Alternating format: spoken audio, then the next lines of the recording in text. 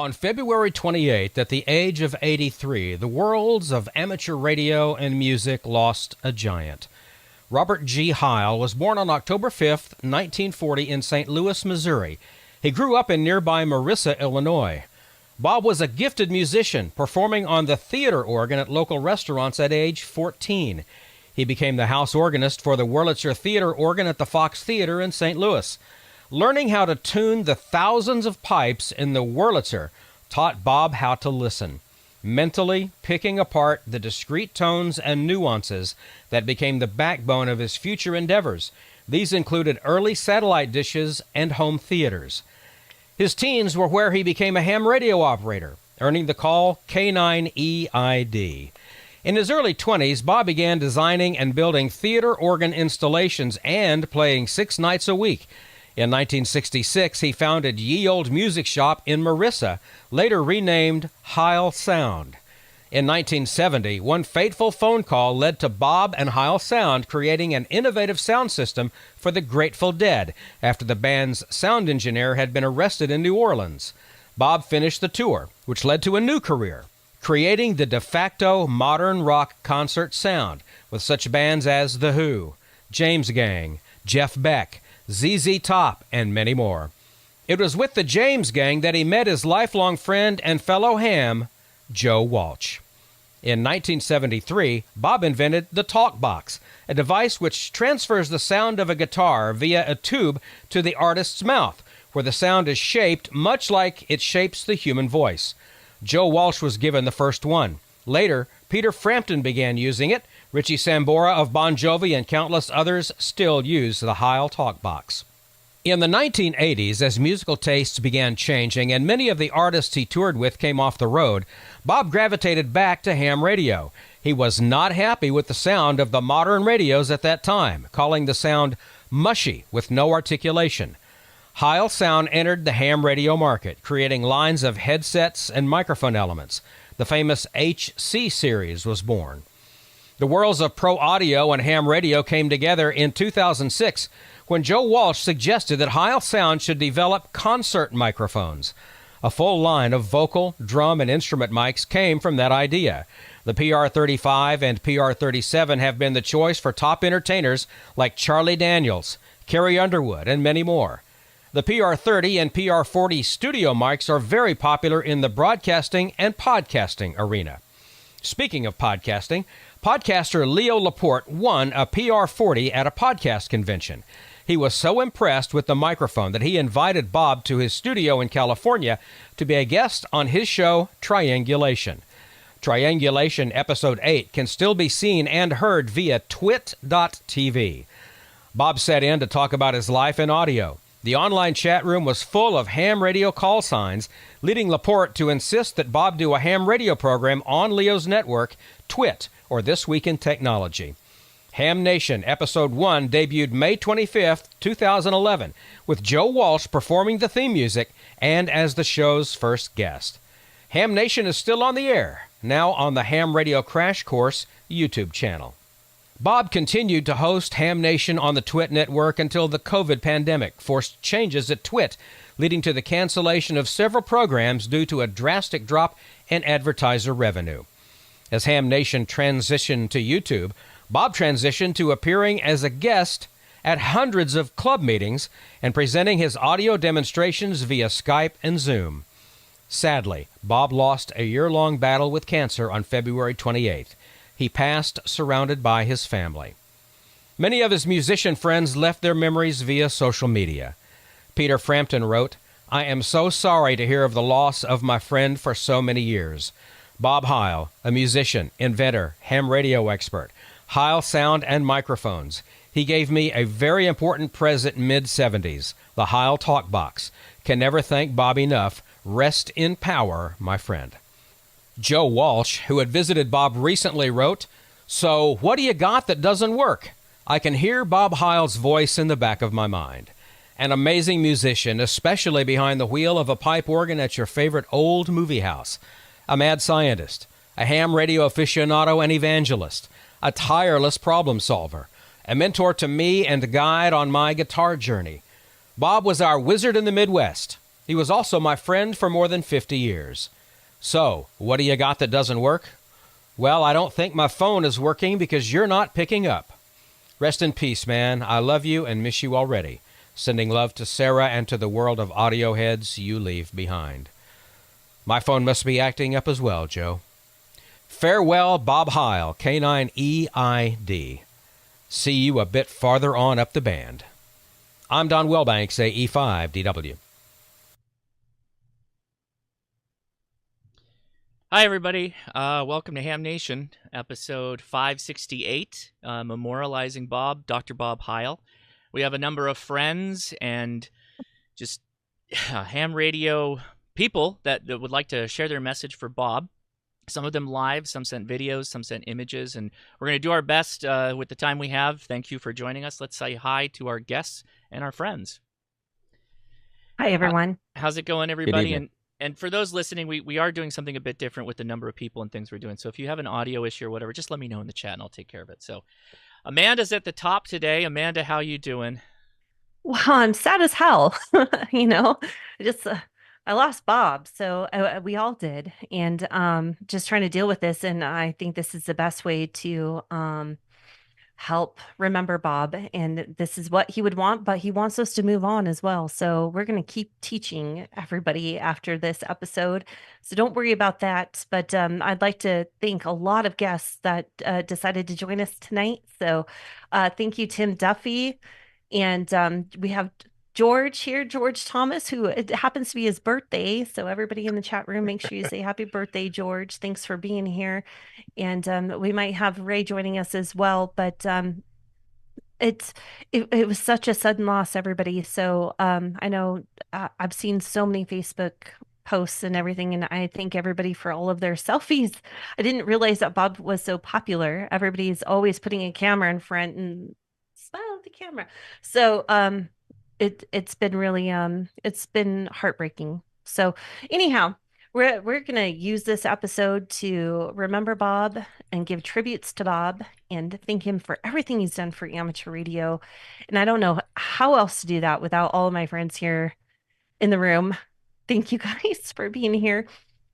And thank you so much, Don, for a wonderful, wonderful. I don't know. Somebody said maybe it took 10 takes for you to get through that.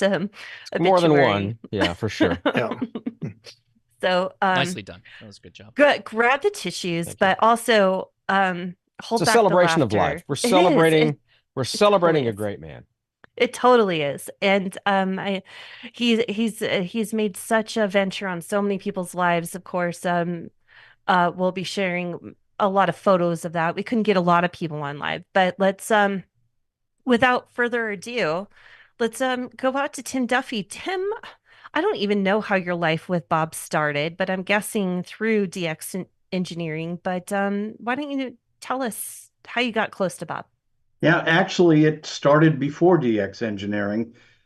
It was back in the 80s when Bob introduced the HC series of microphones and headphones. As a contester, the Heil headset was the choice, and still is the choice, of contesters worldwide. And the HC series sounded better than anything on the planet. The HC5 is still what we use here today at K3LR. Over 30 years after it came out, it is still the choice here for the best sounding audio. But one of the things in 2011, Bob called me on the phone. I was living in Oklahoma City at the time, and he said, Tim, I'm on to something really big that is going to impact amateur radio. And he said, I'm going to do Ham Nation on the Twit network. And, who knew what that would become? But that was and still is the staple for now it's every other Wednesday, but every Wednesday was let's get glued to the computer and watch Ham Nation. And the hundreds of guests that appeared with Bob and shared their stories, and Bob would nurture them along, was just really inspirational. And it was inspirational not only in the US, but around the world. But one of my fondest memories of Bob is how patient he was with anyone that would come up to him and ask him a question. And as Don said, this is a celebration of life. And I believe that Bob is still here. He is still, the memories that we have will live on forever. And we can change the world of amateur radio when we can change the world of being great human beings, because that's what Bob Heil was. It didn't matter if it was somebody that was 85 years old or somebody who was 15 years old. Bob Heil made time, sat down with them, and talked to them like a long lost friend, and would tell them any information that they asked for. And if he didn't know the answer, Bob Heil knew someone that knows the answer, and he would hand that off. He was very secure in his own skin, whether it was with Joe Walsh or with a brand new technician licensee who said, Bob, I got my license because of Ham Nation. And how many thousands of new amateur radio operators came on board because of what Bob Heil started and what continues on today. That is the legacy he leaves and the passion that he shared with all of us. And let's just continue the Bob Heil way, Amanda. That's what we have to do. We have to keep educating and keep helping. And I think that was what he was full of, was definitely always be helping. And if its motto wasn't articulation, it was always be helping. So even in his worst times, when he was in a nursing home, he made sure that he tried to respond to emails. I think that we can all agree with that. So thank you, Tim, for that. Now we have a couple of clips of you and Bob interacting, which then it makes the rest of us want to go sit in a corner and eat crayons, because you guys are so intelligent. So we appreciate that. But take a look at some of these clips with Tim and Bob. Okay, let's now go over to, I believe, Bob and Tim Duffy and find out what's happening at DX Engineering. All that stuff looks so cool, Gordo, and we look forward to your report from there. It's always nice to see what's going on in CES. I've been perusing some of the stuff. I can't believe some of this. You manufacture this stuff, don't you? We make this stuff right here. Yeah. In Ohio. I've never seen anything like. Look at this. You could hold up your at least your engine block with these things. Well, think how good they hold up a ham radio antenna. That's amazing stuff, and I've never seen anything that heavy. We sell a lot of these to antenna companies that build their own antennas. And then also when guys take down an antenna and they want to do maintenance on it and upgrade the clamps, these clamps fit most popular antennas. So we have them in various sizes, all the way up to 3-inch. And you talk about passion. Now you're on the air every day. Every day that you're on the amateur radio ham bands every day, talking to anybody that'll talk to Bob Heil. And some of these guys don't know who you are. That's good. What's that like? Well, I like to just get on and talk, and I've got this great new antenna system. It phased dipoles on 40 meters and phased on 75, and it's amazing what you can do with just a little chunk of wire changing the phase. You can get 20 dB front to back. It's just really cool, and I love playing with all that kind of stuff. And so I like playing with all these new antennas. I haven't been on 160 meters in my whole life until I moved to this new place a couple of years ago that my sweet wife Sarah bought for us. That she said, this will be good for your ham radio. Yeah, it really is. Acres full of antennas now. But I just love to change things in my setup and see what works, what doesn't work. And I still have a lot of my original equipment. With a Mosley receiver, a lot of people don't even know Mosley built a receiver. Right. And a couple of months ago, I was able to go by the man's house, he's still living, John Clements that designed that receiver, and he signed mine for me. And this is cool, okay? To a lot of people, that and a quarter buys you half a cup of coffee, and I don't drink coffee, but that's sad, because here's a man that had this great design, and it's on the market, and I use it every day. It's my AM receiver. I love it. Right. But I love all that old stuff. And these are the things that I think a lot of people coming into the hobby miss. They buy their rig, and they put up an antenna that somebody else built. They buy a packaged antenna. Nothing wrong with that. But I really would hope that more people would get into building their own stuff, and it's not true that they couldn't do it. There's a lot of things we can still build, you know. All right. Well, I mean, these antennas that you just put up, the phased dipoles, I mean, if you look at what you had to pay for the wire and the coax, and, you know, put all that together, I mean, it's inexpensive stuff. Right, exactly. And you're on the air talking to people, you've got directivity. Now, you had to do a little bit of research. Yes, I did. And there's some creativity in there, and some soldering. But, you know, and so how do you see transferring this knowledge to people that are just getting started in amateur Well, we'll radio? take that example. Before being able to get on the internet and something, how would you do all of this? You'd have to get a book, and it's in my new book, Heil Ham Radio Handbook. There's a whole chapter on this kind of stuff. But what if you didn't have the book in front of you? Well, if you go to the internet and go to programs 63 and 65 of Ham Nation, there's about 8 minutes on each one of them of how I built it, how it works, all the dimensions, and the most important, the phasing line. It's 42 feet. That 42 foot of coax gives me that front to back. And you say, what's that mean? Well, you either switch it in or out. And when you switch it in, it delays this one. And when it delays, it's out of phase. Switch it this way, it goes the other way. It's very simple. And it's all in that little video. So there we are with the internet, bringing that information to those that say, oh, that's a big design, it's going to cost thousands of dollars. No, it's 42 foot of coax. And it doesn't even have to be any special kind of coax. It's coax, you know. It's got to have the right velocity factor, of course. But just good old 213 or RG8, what the heck. Right. Wonderful. You're passionate all the time. Yeah. Tim, you must have had such a good conversation with him, that whole interview and beyond. Thank you so much for sharing that. And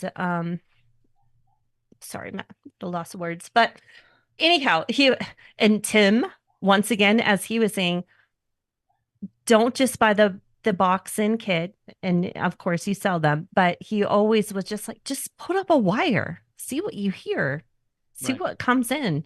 I mean, I know Josh does that on a daily basis. Well, not a daily basis, daily, but that's something I definitely. He'll even do it with Christmas lights. So, you know, just experiment and see what happens. So thank you, Tim. Any final words before we go to Ray? Well, I just want to mention that Bob was a fixture at Contest University, and the night before Contest University was always Heil Sound and Ham Nation coming to the Crown Plaza, and we would do a live show with Ray, with other guests, and Bob would do interviews on the fly.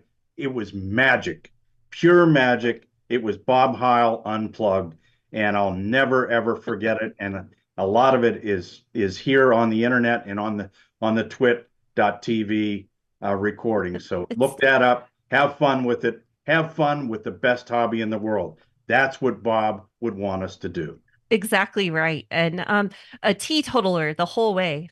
No coffee, diet Dr. Pepper, I think, and iced tea from McDonald's. So thank you, Tim, so much for being here. And just give yourself a plug. You're going to be at Dayton this year. Anything before then?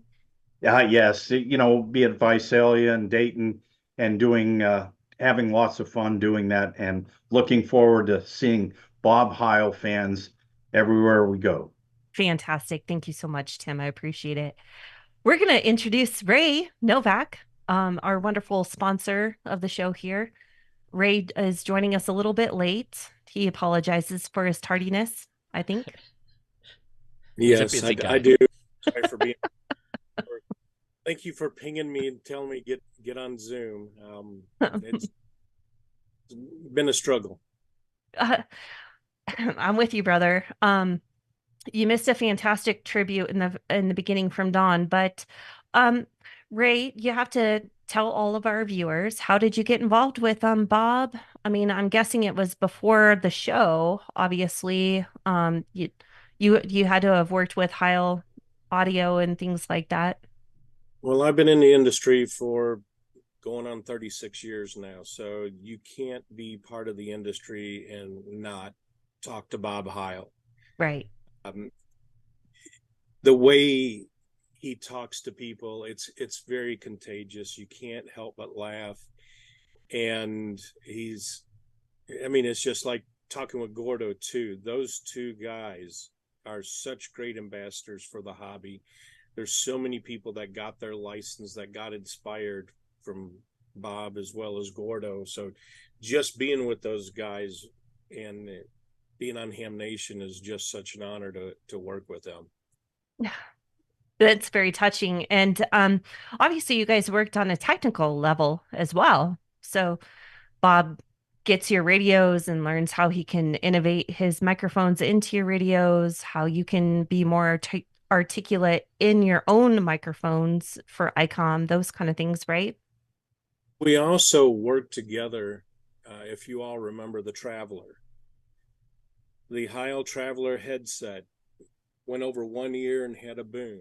That actually was a collaboration where we came out with the IC 7000, a nice little HF 6-meter, 2-meter mobile. And I go, this is going to be an incredible radio. It's the next level of the IC 706 that we've sold so many on. I need a microphone. I need a Heil that people will just wear and be hands-free to talk on the radio. And we introduced it at Dayton. We both learned a lot about the mobile operation and how they work, and even the personalities of the hams that use the gear. So it was a very interesting experience. And then then 1 year he comes up to me at the HamCom that used to be held in Dallas, Texas. Tells me, I've got this idea. We're going to change the way people talk about ham radio. And he shared the idea of Ham Nation with me. And I told him it was great to finally see somebody that would push against the network mentality that you got to spend thousands of dollars to do video about ham radio. The first video that we have has got a copyright of 2005 on it. So Bob knew that we had done stuff with it. And he's telling me that he met this guy, Leo Laporte, and explained the whole story. And I'm like, you got my support. We want to be a sponsor. Allow the other manufacturers to come on board first, because I don't want to cause people not to want to support Ham Nation. We came on 6 months after the very first show, and even when Bob says, you know what, I've had enough, we've tried to keep Ham Nation going. So, I mean, this is a passion that we both shared, and from the looks of the crowd that's either been on the video or waiting in line, this is something that we're going to keep going and keep doing for Bob. Well, we can't thank you enough for doing that for us, by the way. And it's true, though. There's just so many paths in amateur radio, right? You can do MCOM, you can do satellites, you can just do HF, you can do contesting. Digital now is really huge. So you pave the way for all of it, you and your company. So, I mean, that's what it's about. Learning and innovation, right? And one of the funny things that Tim mentioned about Bob and his HC series, I remember when Tim went through a series of headphones that he modified, but it always had the Heil boom on it, because that audio just That's what you have to have for a contest station. It's true though. I've heard the signal reports, and some people try to modify their audio to break through a pile up in a DX contest, those kind of things. But I'm telling you, the Heils always break through the best, right? So we do have a clip. No, go ahead, Ray. Sorry. No, I was just going to say, I really don't have anything else. Oh, we have a funny photo though, Ray. So you have to explain away this photo. Do you know that it's really hard to find a photo of you and Bob together on Google? I just want to put that out there. Well, I don't. Oh gosh, I can see the photo right now. Yes, that's nice. I gotta say, the mustache is actually a good look, Ray. You might want to consider. Yeah, it really that. is. Yeah. Yeah, I've got Red's some your photos. color. I've got some photos of me with a mustache that I'd rather not. But yeah, that's cute. That was some of our fun that we had done pre-COVID at Dayton, and that was some kind of theme for our dealer dinner. And that year was the Nintendo thing. Well, it's cute as heck, I gotta tell you. Although I didn't bring out the Star Wars one, but that's a classic. I know, right? But I do think we also have a clip, right, Josh? We do, and actually, we're going back to the Crown Plaza on this one. Tremendous 13 years of sponsoring Contest University, and you've been here from the start with Ham Nation. So close to it, yeah. It's been fun, and there's a common theme there. We believe in getting information out to the public and making it through video, whether it's through Ham Nation, Contest University, or even some of our own live streams. We believe in getting out information about this wonderful hobby. And how many of you agree with me that this is the greatest hobby out there? So I know I've listened to Bob tell stories about how great it is and his life stories. I share some of those same life stories and some of the things that I get to do because of ham radio. So I want to give back to the community, make sure that we are involved in as much as we can. So thank you for giving us the opportunity to be part of this. Thank you. My main thing is to thank you guys, because without that, we don't have any space on the old network, and Leo's engineers can't be paid. And it's a wonderful thing that you do to support this all these many years. So lots more coming, and I thank you so much. Let's hear a big round for these guys. And one other thing, while you talk about keeping the network going, I want to thank you, Bob. What's that? I thought you were shutting up the fat guy in the red shirt there, but it's that video clip right there is a testimonial of Bob's passion in the product that he made, because there was a lot of applause in that room, and you hardly heard any of that on that microphone. So as Tim was saying about the antennas in his interview with Bob, that front to back ratio on that microphone was incredible. Yeah, it's very parabolic. Super cardioid. You'll see another one with Val, I think, soon enough. So, Ray, anything else you want to add about Bob? I'm just going to miss him. Me too, honey. Not going to be the same without him. Correct. Don't make me cry. Okay, I'm Jackie O tonight. Okay, thank you, Ray, for being here. And we're going to pass it on to one of your other good friends, Mr. George Thomas, who has his birthday tonight. So happy birthday, George. Happy birthday. Happy birthday. Happy birthday, George. How you doing, George? I'm doing pretty good. Can you follow up with that? I can follow up on that. Thanks for having me here tonight with y'all. I wouldn't miss it for the world. Bob was such a good friend. And I only really ever met Bob, 2011. I knew who he was before that. The first time I ever heard of Bob was in the mid-1970s. I had a friend that had a music store and sound business, and he had some Heil speakers. It was, he didn't have this many of them, but it was this series of speakers, the ones with the white fiberglass domes on them, or horns. And That's the first I'd ever heard of him. He also had one of Bob's mixers. I'm not sure which model it was, but the guy really liked it and bragged about it a lot. And that's the first I heard of Bob. Sometime in the mid 2000s, I think it was around 2006, and I've got a photo here. You might know this guy. This is Charlie Wooden, NF4A, a good friend. Everyone here knows Charlie. Just about anyone in contesting knows Charlie too, because he wins most of the contest, or his fair share of them anyway. So in 2006, Heil Sound had a booth at the National Association of Broadcasters convention in Las Vegas. And I was out there too. My company had a booth out there as well, and we did for a number of years. So I really didn't get to talk to Bob, but I do remember walking around the convention one afternoon and seeing the Heil Sound booth there.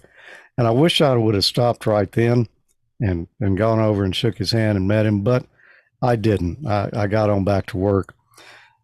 So Ham Nation came about.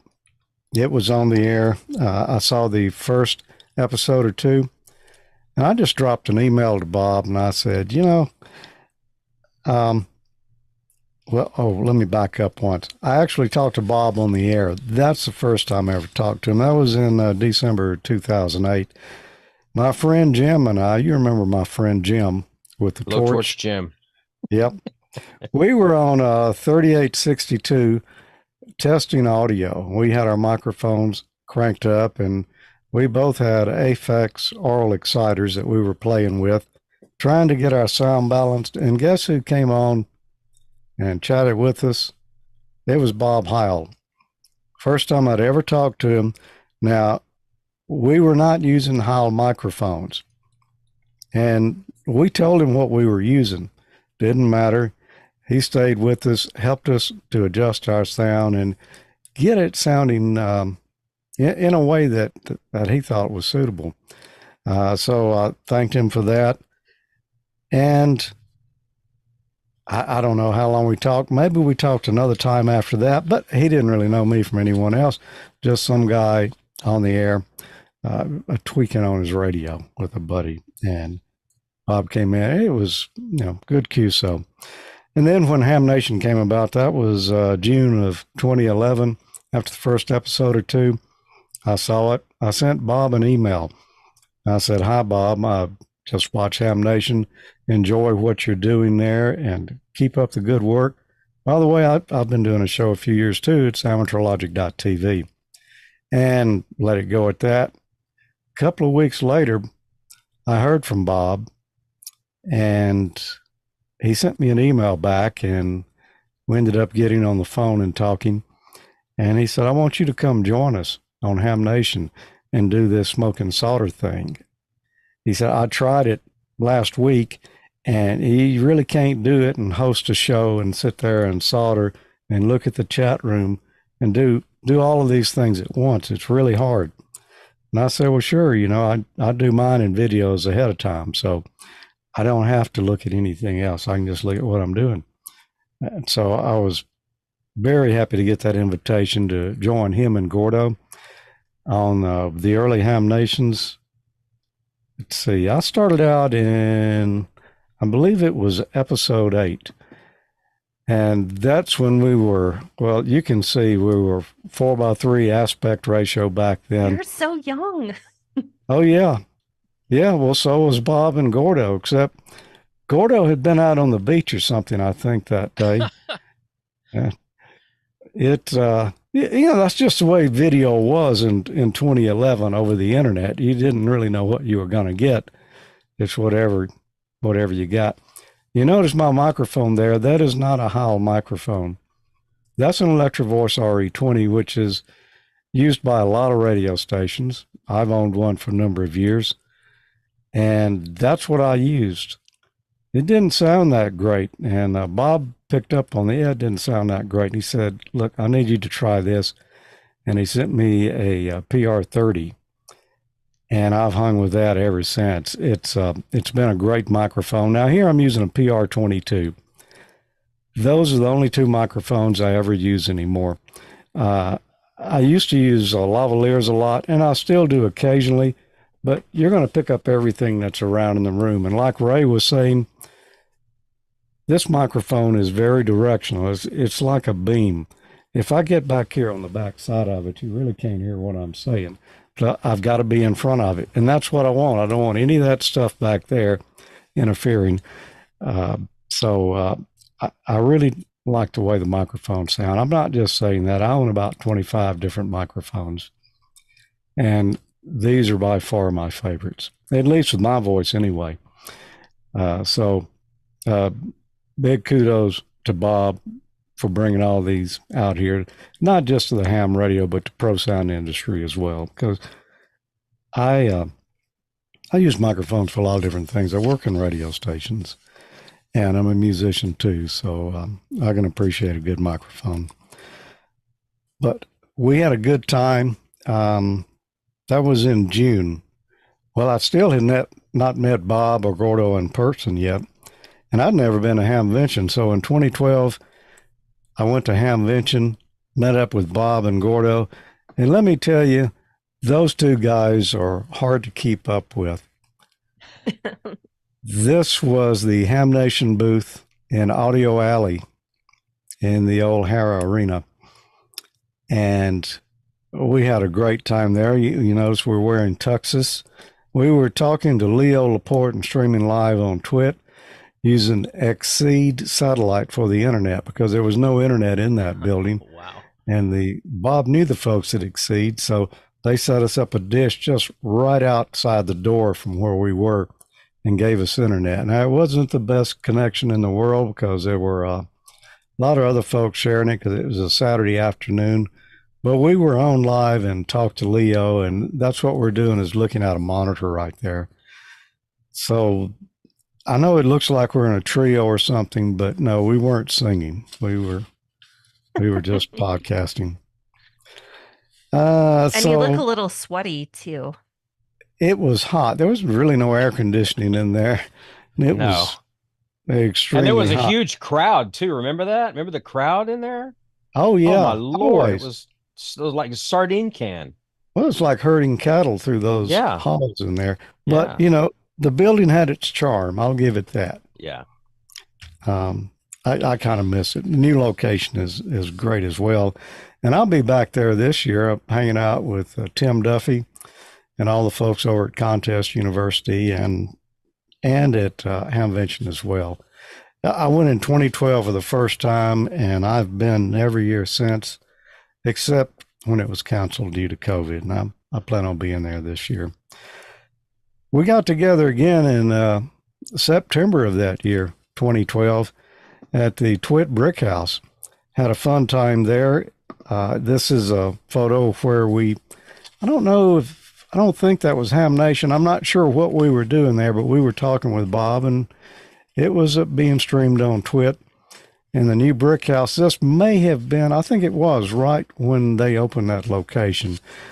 Twit's no longer in that building. They've moved to another, but boy, they really went all out on that studio. And it was great to catch up with Bob and Gordo again and get to meet Leo as well. And I never would have done any of this. I wouldn't have known any of these guys. I wouldn't have known any of you here unless Bob had said, why don't you join us? And thanks, Bob, for asking me to participate.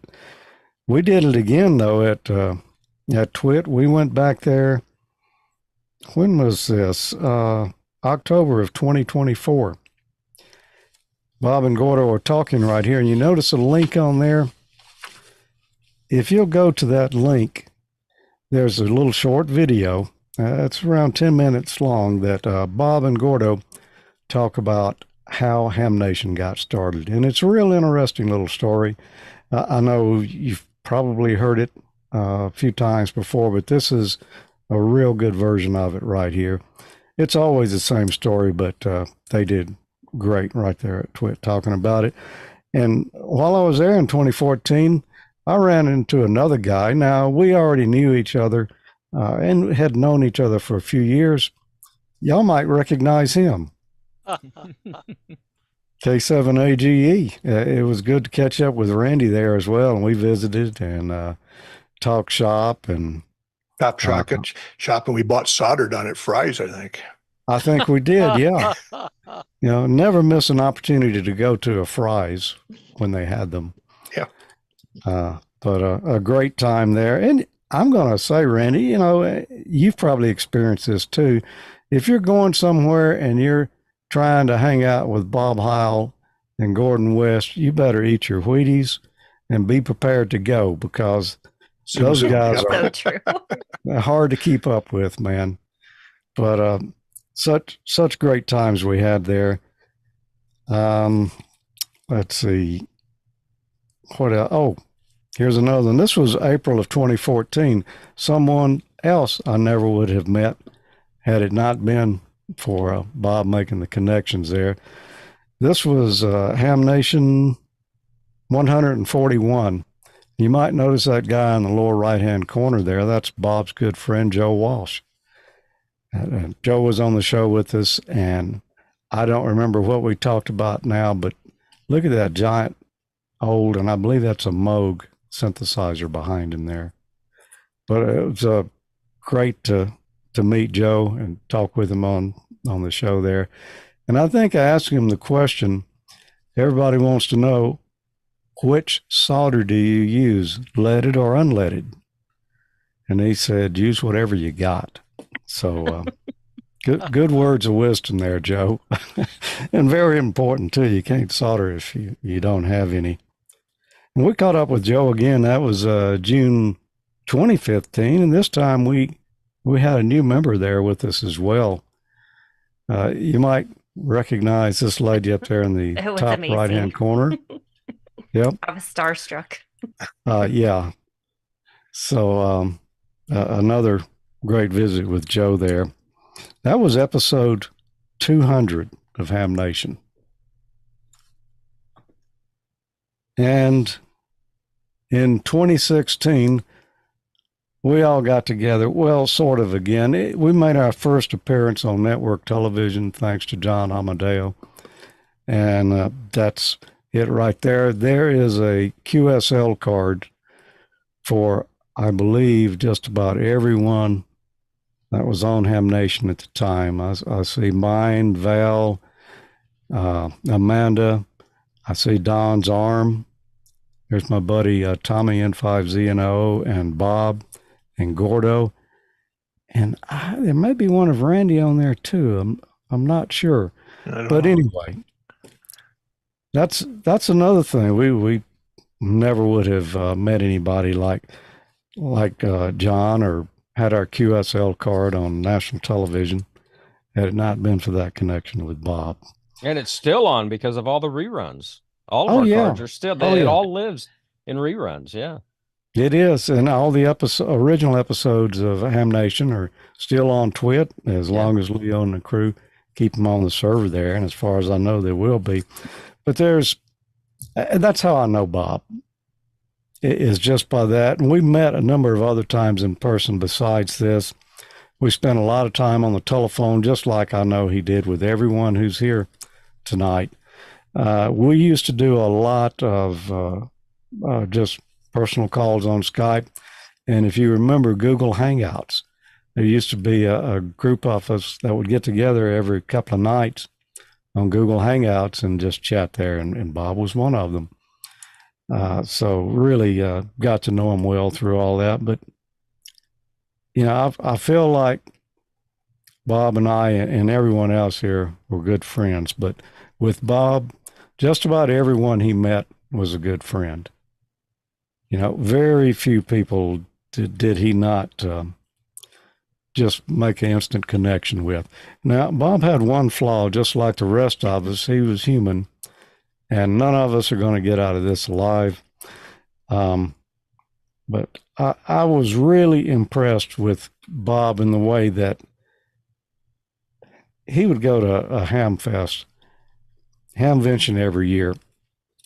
He would not tour the Hamfest. He might on the last day get out and walk around the flea market. He spent all his time right there in the Heil Sound booth, and there was a line of traffic and folks stacked up there waiting to talk to Bob. Right, Don? Every time. Oh, yeah. It was just a crowd of folks waiting on him. And he sat there through the whole show and talked to everyone who came up, answered their questions, gave them suggestions on things they wanted to know about, help them on how to adjust their rig. He spent the whole weekend doing that. I couldn't do anything like that. And he loved doing it. He loved it. He thrived on it. He thrived on it. And, you know, he really hung in there and really didn't ever meet a stranger. I mean, you know, very welcoming, great guy. We're all going to miss him. I also want to say, you know, thanks to him, we have the Pine Board Project that got on the cover of QST magazine.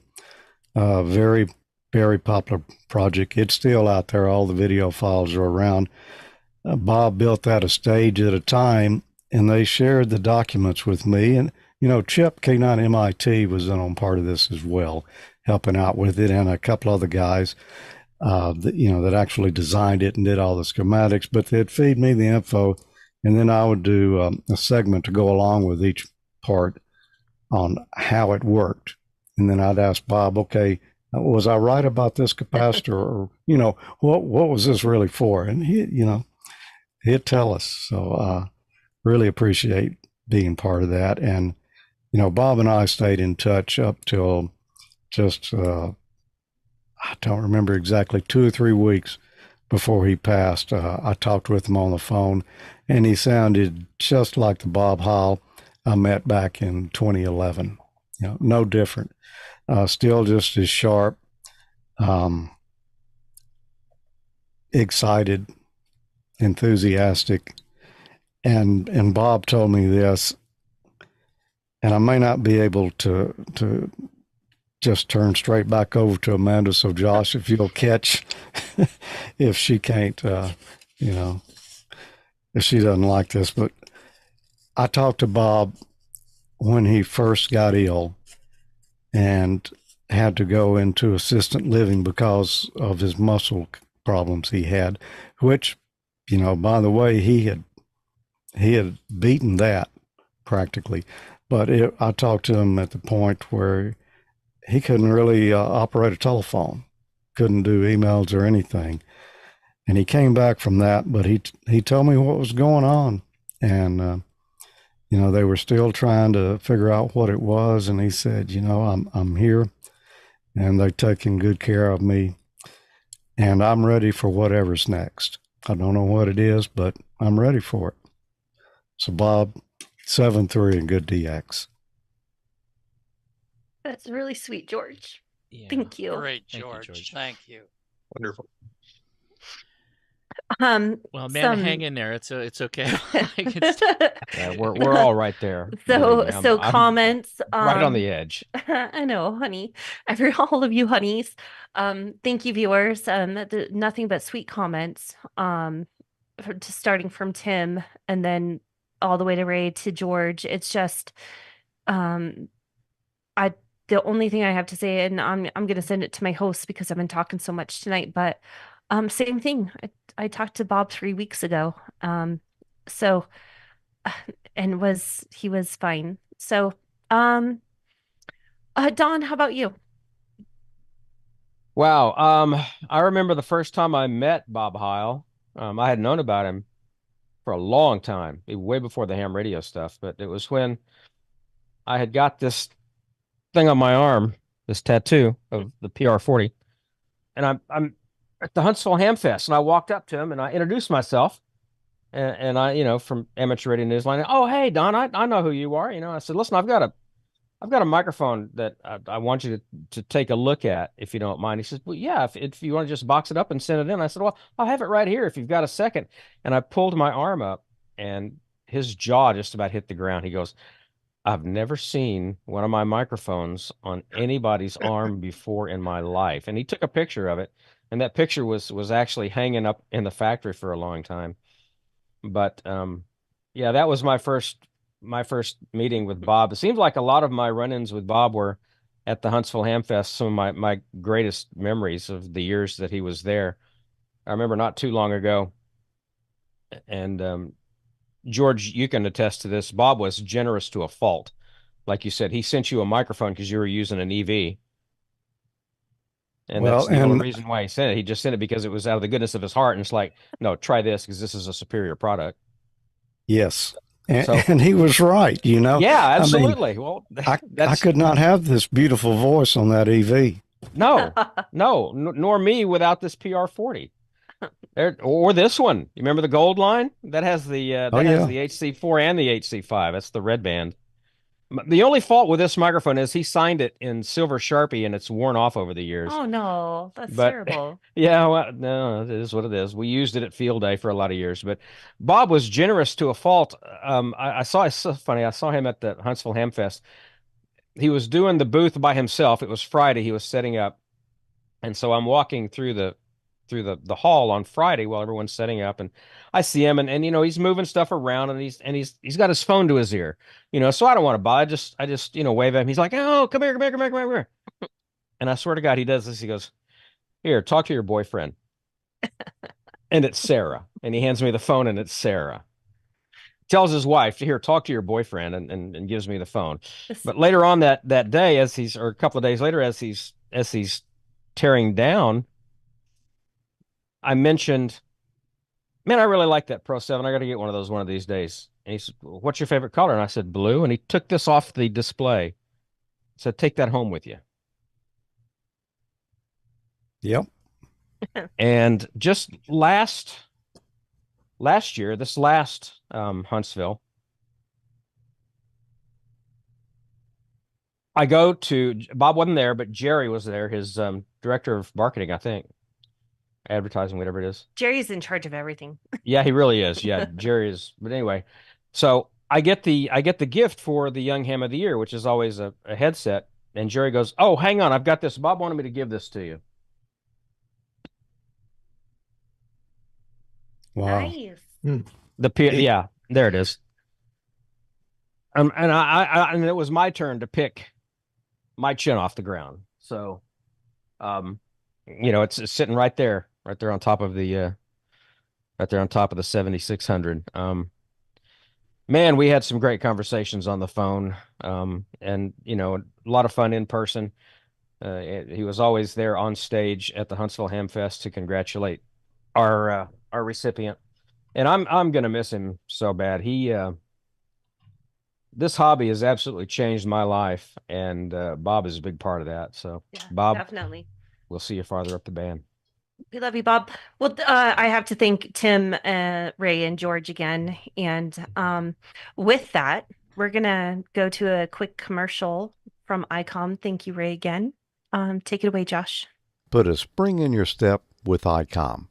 Get outside this spring and work out the kinks in your station. Fixing ice-damaged HF antennas, preparing for an upcoming VHF contest, or portable operations, ICOM has the radio for you. Upgrade your station with one of ICOM's fabulous HF radios. With the IC7610, faint signals are no longer challenging for DXers and contesters. The high-performance RMDR can pick out the faintest of signals, even in the presence of stronger adjacent signals. This is the SDR every ham wants. With ICOM's IC905, VHF contesting is a breeze. This all-mode rig covers 5 bands with one radio. 2 meters, 70 centimeters, 1.2 gigahertz, 2.4 gigahertz, 5.6 gigahertz bands, and with the optional CX10G transverter, 10 gigahertz. Large color touchscreen, easy D-Star settings, and a separate controller and RF module configuration to reduce signal loss. Explore the world of microwave with the IC905. The IC705 and IC7300 are the perfect go-to rigs for outdoor hams who love POTA and SOTA activations. Both radios feature a large touchscreen with real-time spectrum scope and waterfall for intuitive function and setting operations. The IC705 provides base station features and performance in the palm of your hand from HF to 50, 144, and 440 MHz. The IC7300 is an industry first, using RF direct sampling in an entry-level HF radio.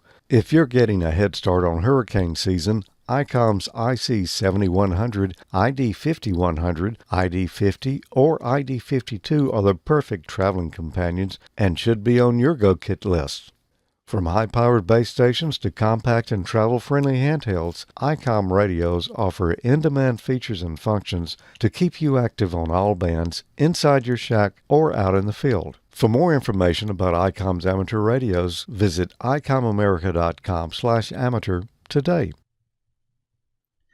And it's my opportunity again to thank everybody for coming out here and to thank ICOM for their tremendous support for the entire lineage of Ham Nation to allow Bob to really kind of visualize his goal and make this happen. And I'm so lucky to be able to continue this. So I'm also lucky to let you know that if you click that Enter Now button, you can enter to win a swag pack every time we're live here on Ham Nation, which is every other week. And then at the end of the month, ICOM picks a winner for one of their radios, and this month we're giving away a ICT-10. But first, the swag pack winners: William S, N6HA, Timothy P, N3YKH, and Lucas W, K9RFL. The winner of that ICT-10 is going to John KW4KC, and I think I have that right. Let me double check. By the way, if you go to the website, what a great animation they have here for every month they're giving away. So make sure you go take a look at that link that's in the description for the video. Make sure you enter to win next time we're live. I think I will be throwing to Gordo. Gordo, how are you doing? I am doing just fine, and what a great tribute all of you have given to Bob Heil. And he and I have some fond memories going all the way back to 1961. I was first on the air before that in 58 as a novice, finally got my technician class license and wanted to work some DX, some Skywaves. I'd read all about it, and that was the thrill for me to finally get on the air with a Gonset Goonie Bird. And I also had a Polycom blue face for 6 meters. Both were AM. And I was at college in 1961, Chapman University. And I was testing one day, making sure that the antenna that I home brewed was accepting most of the RF out of my dorm room. And it was hidden away on the roof. It was a vertical. I'm going, hello, test, test. And in the background, I hear, hello, test, test. And I go, who's this? This is like my first transmission on 6 meters. And he says, well, my name's Bob, K9EID, and you're 5 and 7 in Illinois. I just about fell overboard with my first Skywave contact. And through the years in the dormitory, he helped me build a phased array of verticals. I couldn't do a beam until later on. I was in the Army, and I started with a 3-element beam. And there he was, always on 6 meters.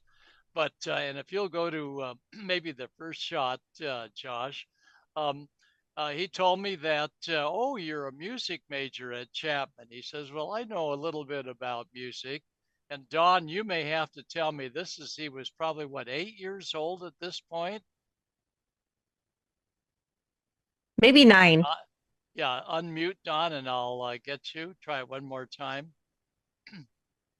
I was All right. muted. How old You know, was another person that he met on 6 meters around that time was Bill Pasternak, WA6ITF. You bet. Yeah, Bill and I knew each other from just working on 6. Mm-hmm. And Bill, of course, a legend in his time as well with Bob. Don, how old was Bob here? I think, well, he was playing professionally at 14. He looks younger than that, though, there. Yep, yep, that was his organ, I believe, at home. And he says, "Well, Gordo, that's where the Gordo name came from. It was from Bob." He Oh, says, wow. "We got a lot in common. You're doing music at Chapman, and I know a little bit about music." And Josh, the next shot, oh, yeah, he knew a lot about music. And then I realized that, wow, this gentleman is quite a professional. And after I was hard at work at Chapman College, I was working for Henry Radio. And at Henry Radio on Euclid Street, where Ham Radio Outlet is now, my work with Henry Radio was working. And every so often I'd have a question. And I knew he gave me his phone number. We could always talk, and I could ask him a question about microphone connectors or whatever. So back in '61 was my first meeting up with Bob Heil, and for the first time it was on the air Skyway. The next one, Josh. um, One thing about Bob was it was not about Bob, it was about you. Meaning when he would come over, he'd want to see your shack.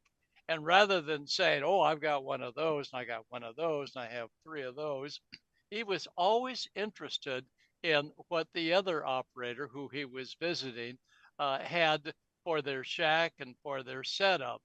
In other words, as you all said, he was personal. Josh?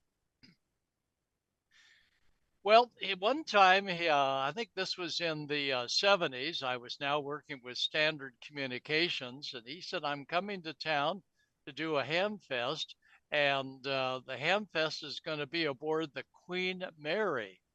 Did I know anybody aboard the Queen Mary that might want to or outfit their radio station with some Heil mics? So he and Joe Walsh uh, came aboard the Queen. We met him up.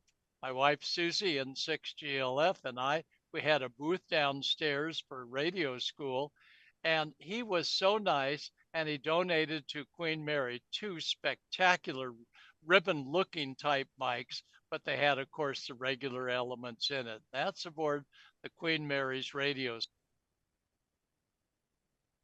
and we're hoping to get that one on the air soon. Next one. Bob had an unbelievable capability of being able to, at any instant, come into a room when we were doing some of our ham radio training and say hi to the group and get the group really going with audio and all he had to offer it. Next one.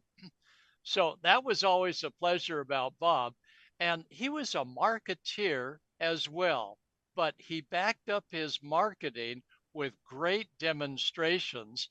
And he would always come into a seminar that he was invited to with a lot of actual microphones. And these were not, next one, Josh, these were not microphones that were just sitting there. He had a little mixer and he would have everything going in just minutes to back up who I was ever doing the seminars. And I really enjoyed Bob because he was not a fill in, he was the main man with his microphones. So, Bob, thanks for all the help you gave me during seminars for instructors. Next one, Josh. Well, there's George and Bob, and we were at, you bet, the Dayton Hamvention. And absolutely, George and all of you are correct. He was not interested in letting everybody know who Bob Heil was. He was interested in you. And here's George and Bob when we were on one of the TWIT networks working with Leo. And it was so exciting to have the enthusiasm of both of them. George, you were a card. You came right out with that great Southern style. Next one, Josh. So it was always fun. And then, of course, Ham Nation began. And Ham Nation for Bob was a very serious show because he was working with Leo Laporte and we were working with the great studio engineers. And it was a fun beginning for me. He called me up, I think, on show number 2 or number 3 saying, Gordo, we want you on and then I realized it was Ham Nation, and lots to learn. Next one. And George gave us all the great tips on how to be a real pro in front of the camera. And look at go back there, George. That's great. I want to see those tubes again. George, the tubes, go back one. Or maybe, yeah. And George would always have eye candy. And that's why all of us tonight have something that always reminds us of George and Bob, but especially Bob. Next one, Josh. And Tim, you were absolutely correct. At Contest University, Tim would get us a nice room to set up our Ham Nation setup. And when Bob started to work getting everything wired up, he was so intent on getting it right that people knew not to bug Bob when he was in that particular mode. And he was amazing. He could get along with the hotel's media guy. Most would be offset by someone telling them how to wire up to get a signal out. Bob was terrific, and he would just absolutely go to work. And by the time Tim had everybody tuned in to Contest University and Bob Heil, things were just going smooth. There was no hum, and everything worked out terrific. So it was always a pleasure. And Tim, thank you so much for just all of the great opportunities you gave our Ham Nation crew for working with Bob. Next one. And of course, Bob and the organ.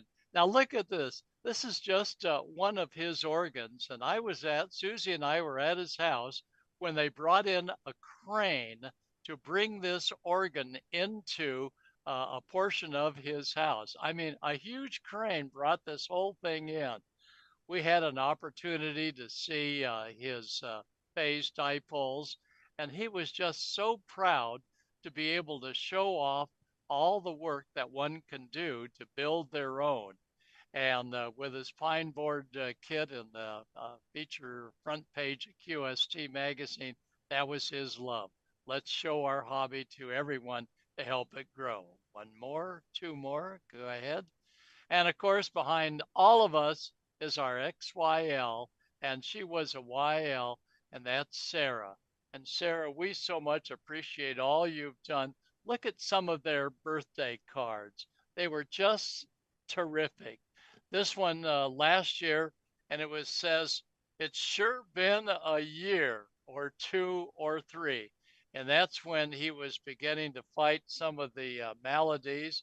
His final card or that was the final. The one before that, he was also so proud of all that Sarah was able to do to keep the company humming when he was a little bit on the ill side. This was 2022. And he was also a four-legged lover. That's his pet, Gracie. And whenever I talked to him, I always asked about Gracie. So, Bob Heil, you have touched all of our hearts. The final shot, we so much want to thank both Bob and Sarah for all they've done for ham radio. Sarah, we know it's tough. We're with you all. Give Gracie a pet. And Bob, I keep tuning around on 6 meters, now with an ICOM on sideband. And maybe as George was saying, he's right here with us and he's listening. QRZ, K9EID. Not Q, but it's QRZ. Are you calling, Bob? Josh, back to you. Oh, Gordo, you weren't supposed to get so emotional. That was very Thank you nice. for all of your thoughts. And I'm just going to make one comment before I go to Randy here.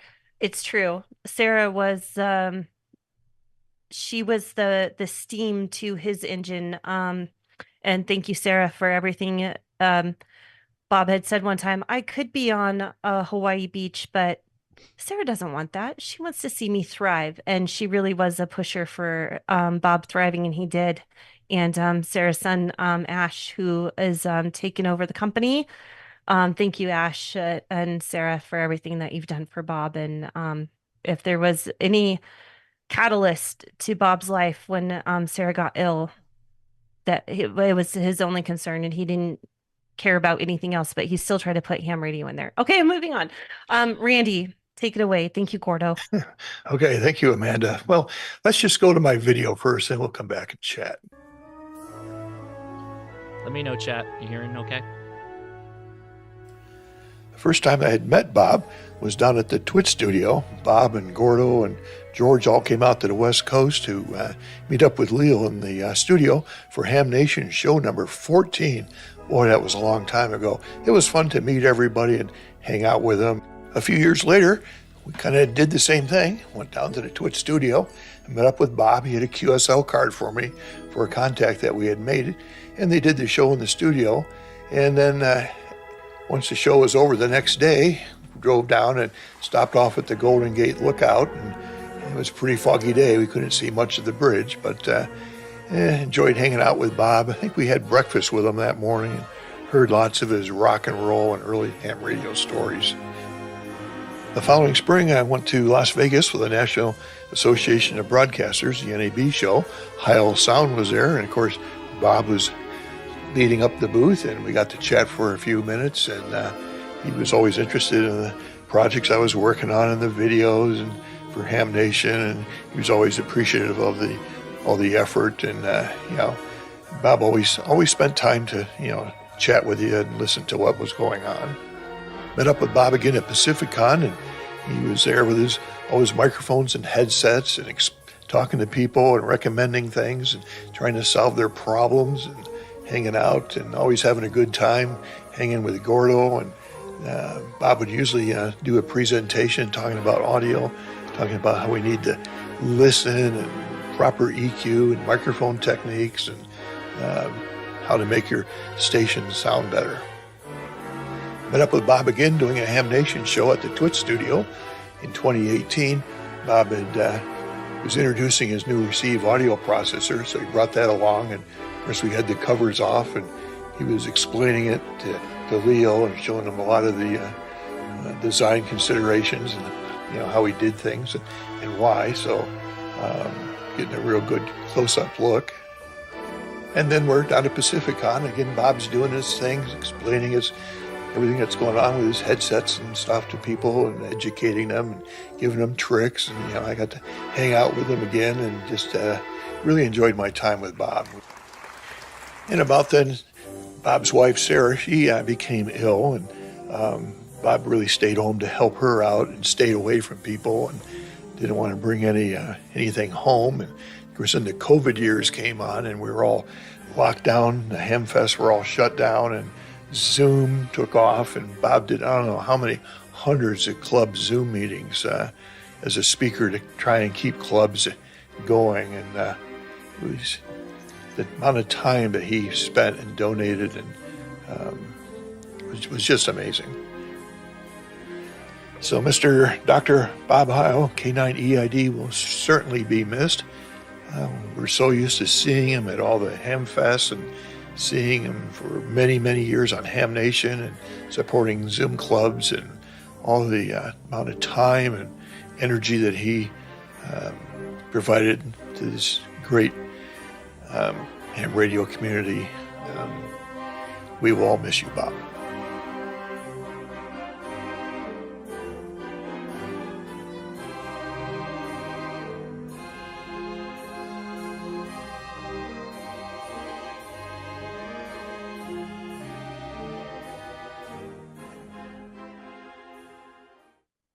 Thank you, Randy. That was beautiful.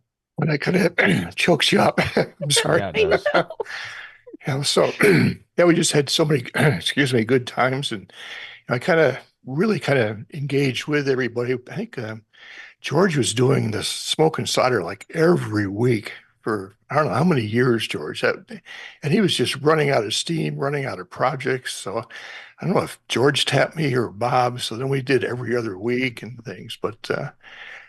We just had so many great times, and through all the videos and stuff, Bob will live on. you can go back to any of those Ham Nation shows and probably learn something new, because he was just always talking about stuff and how to do things and make things better, and just, promoting the hobby and just having so much fun. So, yeah. Thank you, Randy. You're welcome. Did you have some photos too? No. Okay. No. All right. I put some photos in your folder. Oh, okay. I'll have to go look. I made a folder for everybody. I mainly let his video be the. Okay, that's fine. Yeah. We'll move on. Okay, so Dr. T, of course, I'm going to go to Dr. T and Val, who couldn't be here, but I only have one photo from Dr. T, and I just need somebody else's explanation about this. Come on, I have to do something to cheer everybody up. Dang it. What was going on here? Gordo, what was going on? I can't remember what we said, but that's great of Bob. He was pointing her out on something, so she did something, or he was going to make her Was that blush. the year she got her license, maybe, or something along those lines? I'm not sure. Well, that is a Dayton badge that Bob is wearing, so you can make it's definitely Dayton. Barrister on something, which is easy to do. Too bad we couldn't actually see her blush. Okay, let's go to Val. I gave a couple of screenshots for Valerie, and then we have a small clip for her. I've got the clip. Let me run that. Yeah. Year, so catch all of them and let us know what you're doing. This must what be are you doing? You've got something going, Valerie? Sure. I thought I'd bring up, you were talking about the youngest professor this year at Contest U. Definitely not the oldest, but I want to bring up one of the more experienced professors at Contest U, Frank Donovan, Whiskey 3, Lima Papa Lima, and he does the cluster, or you do the reverse beacon network too. I see those spots going on all the time. I just said it's just Valerie was always kind of Bob's host with reverse beacon network for those of you out there. But why don't you talk about some of the courses you're going to be teaching tomorrow? Well, K3LO has given me a break this year, so this year I get to attend the presentations at Contest University. I'm not presenting, but that doesn't mean that there won't be a lot of people who want to put me in a corner and ask me a lot of questions that I very have to knowledgeable squirm over. So what am I going to be doing? And this was basically what Val did the whole time. But maybe you've got enough time to do the Antenna Forum. So I'm going to present at the Antenna Forum, but a topic that maybe is a little surprising for some folks. Ham radio is a very diverse hobby. There's a lot of things you can do. And I do a lot of contesting, but I do a lot of other things too. So what I'm going to present at the Antenna Forum on Friday is high-performance 6-meter antennas. You wouldn't expect me to do low-performance antennas, right? No, and we're going to start getting into 6 meters real soon, and we're going to start working on moon bounce. Jerry and I are looking at different antennas, so I will definitely attend that. I will. So anyway, that's. Yeah, I have the images. Let me grab them really fast too. Thank you. All right. Val she's always been such a great host for Bob's Ham Nation forum at the at the Crown Plaza.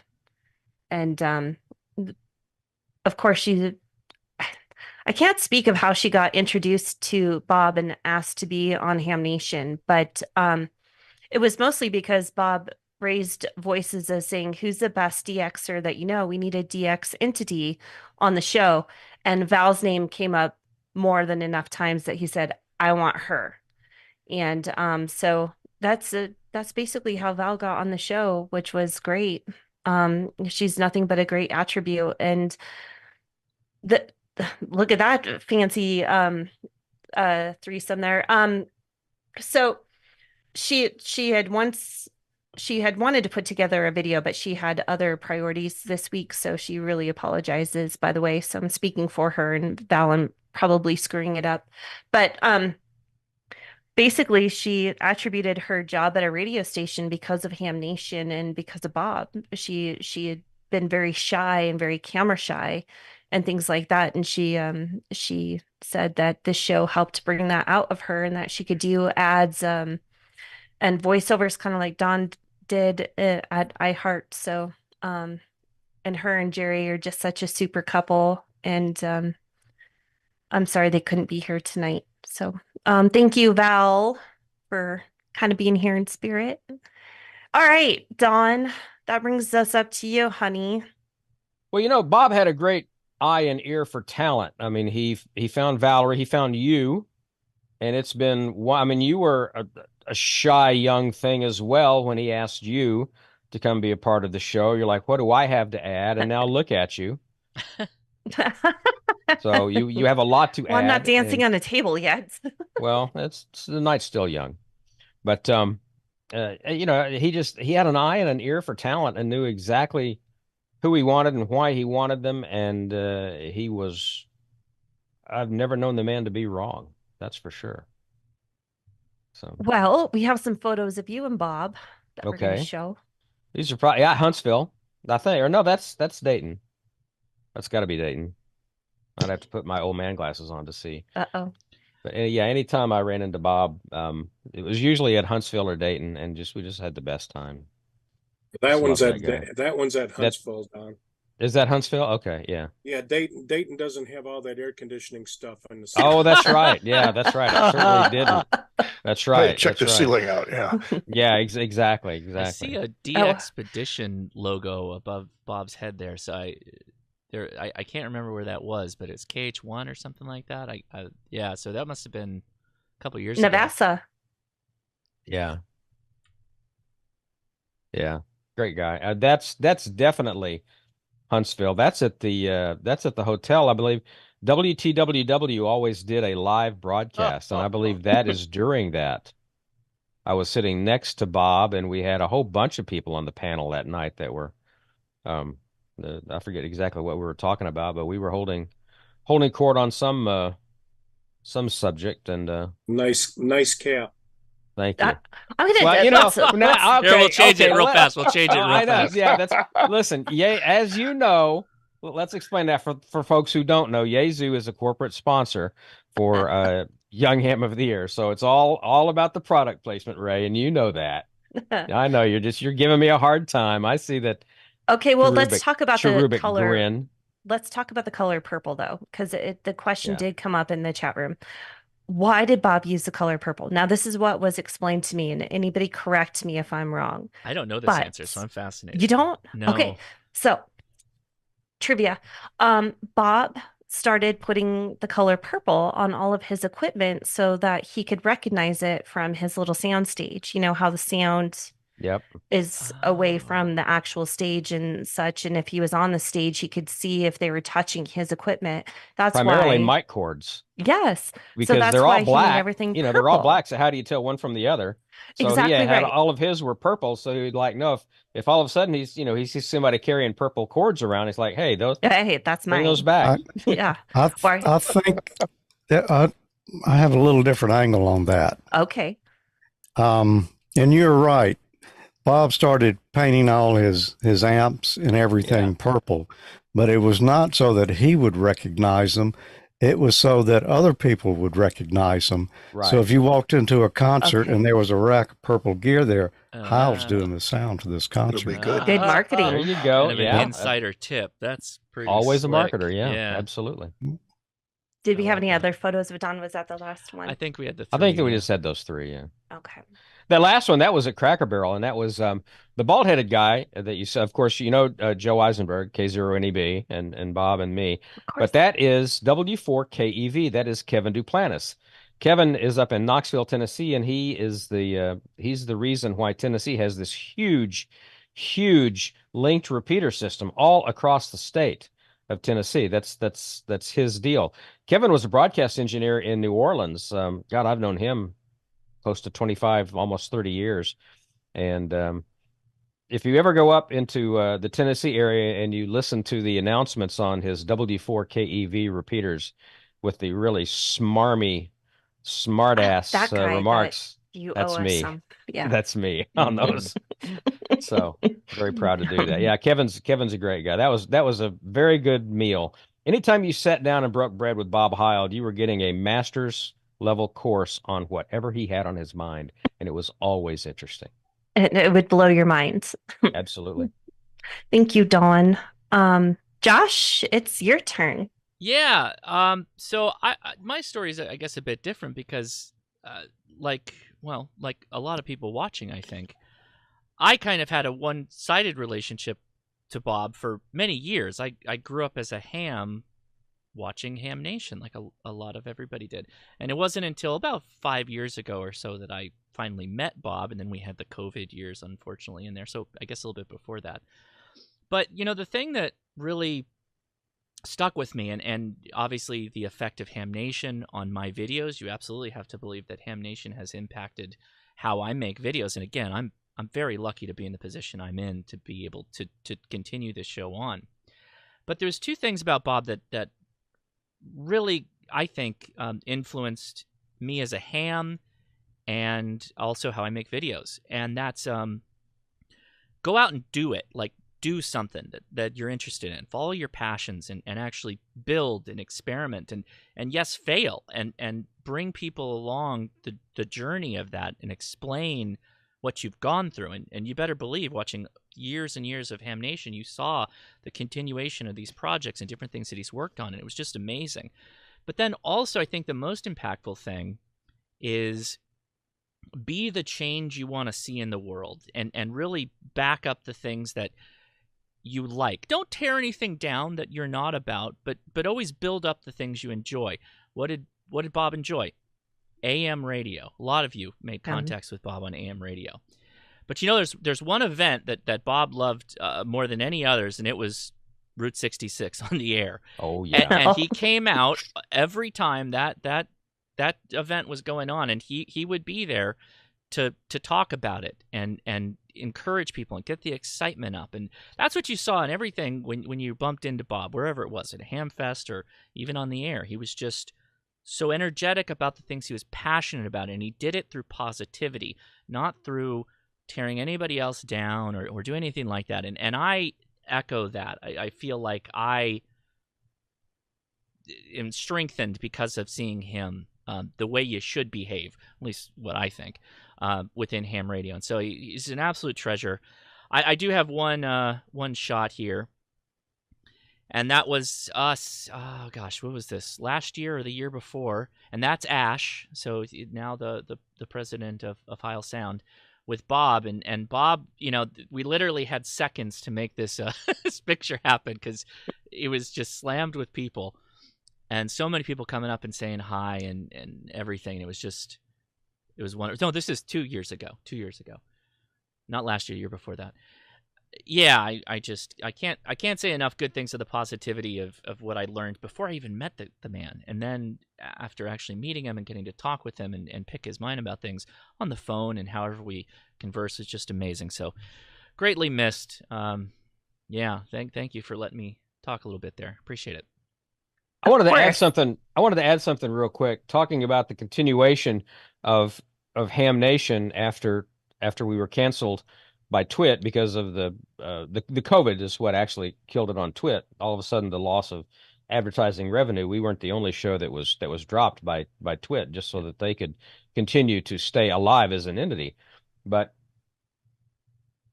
some huge credit goes to Ray Novak, because Ray was the impetus for getting you, Josh, to take over Ham Nation. Absolutely correct. And so Ray, for all of us here, and all of us watching, and all of us who have ever watched a second of Ham Nation, thank you for keeping us going. We truly appreciate it. Thank you, Ray. Oh, well, Amanda, I mean, I think you're the... Sorry, I'm fumbling for the mute button to unmute here. I'm sitting there and the mouse was going all over the place. Yeah. Part of it is I just wanted to keep sharing and seeing you guys share what's going on in the hobby, because no matter what somebody's doing, there's going to be other people that are interested and not really know how can they go and how can they do it. Yeah. So there's a great opportunity for Elmering to occur, or mentoring, and I'm glad you guys still have the enthusiasm to do it. I do too. I love bringing the stories to the viewers, but they just get to find something new that somebody's doing. it's a lot of fun. Yeah, it's a great thing, and but thank you again. Yeah, thank you, Ray. Amanda, how you doing? How you holding up? All right. I've been kind of Jackie O through this whole show. Doing fine. Not probably going to be this next part. Anyhow, I met Bob. Well, okay, I'll start from the beginning. I wrote an opinionated article for eham.net back in 2011, and Bob, with all of his free time, managed to peruse all QRZ forums, all EHAM forums, and managed to run into this article. And I was ready to give up on ham radio because um, I had gotten discouraged by a local club and said that, I was not as good as them because I didn't know CW. I didn't enter the hobby doing CW, even though at the time I was a general. And I was doing a lot of HF and having a lot of fun on there, not even working DX or anything, just having fun rag chewing and making contacts and working on worked all states. And basically, he felt so bad that I had been treated the way that I had. And in fact, he didn't even reach out. And by the way, I didn't know who Bob Heil was. I didn't know anything about Heil microphones because we had a really cheap setup. We couldn't afford Heil stuff. But anyhow, uh, he had Sarah reach out to me. And so Sarah sent me an email saying, Bob has this show and he would love for you to be a guest on there. And so I'm like looking over, and our ham shack was in this apartment of 600 square feet, if that. And so our ham shack was actually in our bedroom. And so I'm looking over at the bed and I'm like, honey, do you know who this Bob Heil guy is? And Jeff like fell out of the bed. Like, I don't know what you're talking about right now. You can't possibly have an invite to this show. I've seen it a ton of times. But anyhow, that was how I got introduced to Bob. And we had talked and we Skyped. And he said, well, yeah, just come on the show and tell us what you do on HF. I would love to have you and Jeff on there. And so we did. And evident, I didn't think I had a very good presence, but he thought he saw something in me, and he had sent me this pink microphone right here, and he had sent me a webcam, and he said to send those back when you're done with the show. But then he saw me on Skype one night around 11 p.m. It must have been midnight his time. And kind of like what George had said, he just Skype in random times. He was much the night owl. So is Bob Pasternak, by the way. Anyhow, he said, you keep the microphone, you keep the camera because we're going to have you back on several times. So, that was back in 2011. And I brought stories to Ham Nation. Then I took a hiatus for a bit because we had to move. And then Cheryl left the show. And Don had a lot to do with this, but Bob had said, well, we need a new chat person. Who do you recommend? And Don said, well, here's the coolest girl I know because she smokes cigars. So why don't you reach out to Amanda? It's true. Yeah. It's true. It is true. So he did. And he said, why don't you come on full time and do the chat room? And we would greatly appreciate that. And I from that shy little girl, I'll say, who didn't have, you had let other people beat all of the spirit out of you, and watching you grow to be the person that you are now, with just your enthusiasm, your talent. I mean, I was in radio for 4 decades, and you're a much better interviewer than I ever was from day one. So I think you have found your niche, and I have said this publicly and privately to you. I don't know how many times, but it's been so much fun watching you grow into a broadcaster on this show, and I'm just so proud of you. I really appreciate that. Thank you. Bob was yeah, when he had me on full time, that was great. It was a lot of fun, and it was hard on Twit because you had the 4 block and that was it. Now it's so much easier because everybody gets to stay on, so I get to pass the questions on to who the questions were asked for, kind of thing. So I can't thank Josh enough for picking this up. But it was just, you know, the first time I met Bob in person, this is another funny story, everybody. It's 11 o'clock in Albuquerque, in Old Town Albuquerque. And Bob's so excited that we arrive at Friday night at 11 o'clock. He says, let's go somewhere. Let's go talk. And he comes downstairs out of the elevator in a bright pink jacket. And we go I love that. walk down to Hookerville. The best way I can put it. And we couldn't find a single place that was open. So we go back to the hotel, and they have a nightclub. So he wants to talk like business and have a great time with us. And they're seriously playing like Dr. Dre and Beyonce. And we're trying to have a serious conversation. Anyhow, nonetheless, we had a great time in Albuquerque. And that's the only photo I have, is being at his forum in Albuquerque. But all of the phone conversations, all of the behind the scenes, all the late night Skype calls, just him teaching me things and talking about things that I would have never learned about. And the show in itself, by the way, would have never learned half, if anything, that I know now. All the run-ins with Bob, I'd be calling CQ on 20 meters. All of a sudden, Bob jumps in, and he jumped in on his Mosley one time, and he was talking to the creator of the butternut antenna. Those two, we end up all three having a QSO together because I was calling CQ. And anyhow, it was a really great time. And he encouraged me to get on AM, even with my 7610. You know, most of those AMers, they want you to use your old stuff. But it was your call-ins, things like that. But he encouraged me to get on there, and I made a few QSOs, and he was encouraging me via text message the whole time. So just I just he's my best buddy. So talked to him a few weeks ago. I had a voicemail from him. Barbara, I don't know who Barbara is, but his voicemail had gotten cut off, and he said, "Hey, sweetheart, it's Bob. I just talked to Barbara, and I'm gonna get her on the show, but Barbara, his voicemail got cut off. So I have absolutely no idea who you are. So Barbara, reach out to me because we're gonna have you on the show." So Absolutely. anyhow, I don't know how I ended up with this show. I think I was the only one that was willing to take up the responsibility that Bob held, putting the show together every week, and I couldn't even do it every week, so I had to go every other week. But I appreciate the opportunity to do it, and I hope that I can hold up to Bob's standards and keep our fans happy. And we're gonna be bringing all of that to you every other week. So I'm starting a new segment called Back to Basics.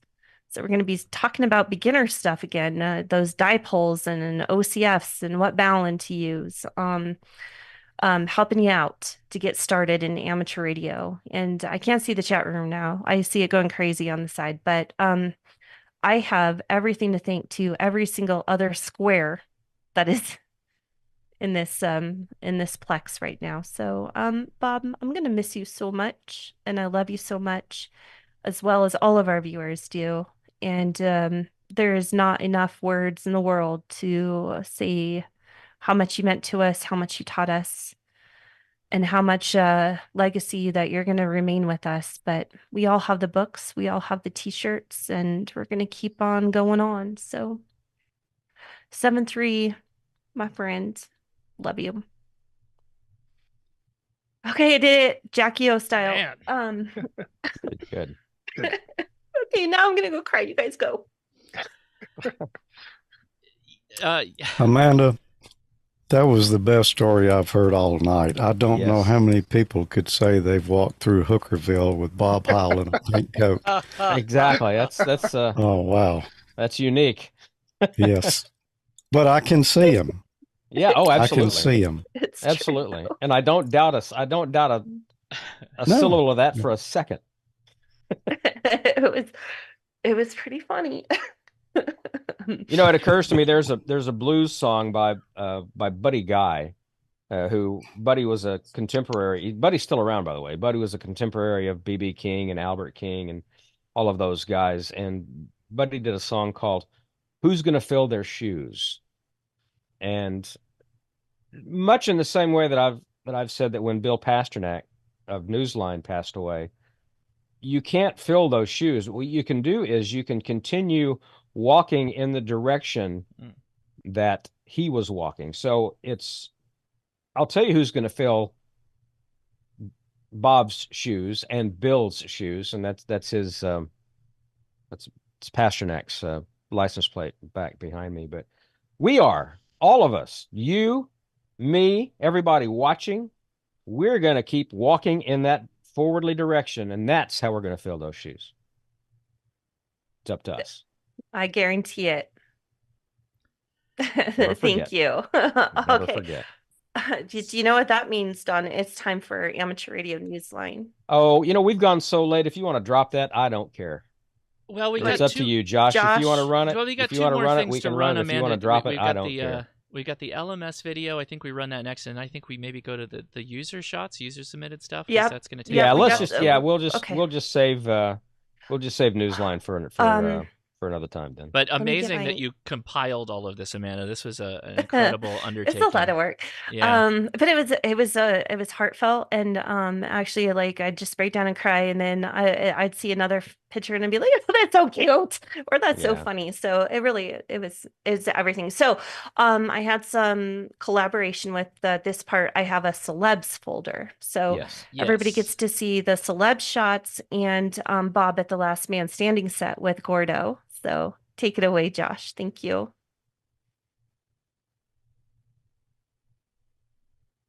Make sure you guys can hear this.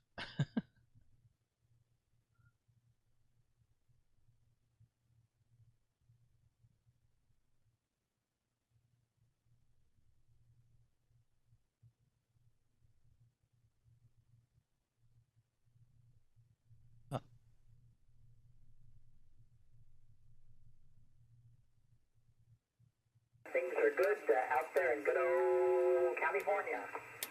We are fine, and I have the honor of being in Tim's radio room at the studio with many, many hams around us here at the studio. So how's the signal? Go ahead. The signal's great. All right, yeah. Tim Allen doing his Last Man Standing show on ABC. We've been watching that, Sarah and I watch it. Of course, you see it comes on right before our Ham Nation, so we get to see it, and then quickly tune in to Ham Nation on Leo Laporte's network.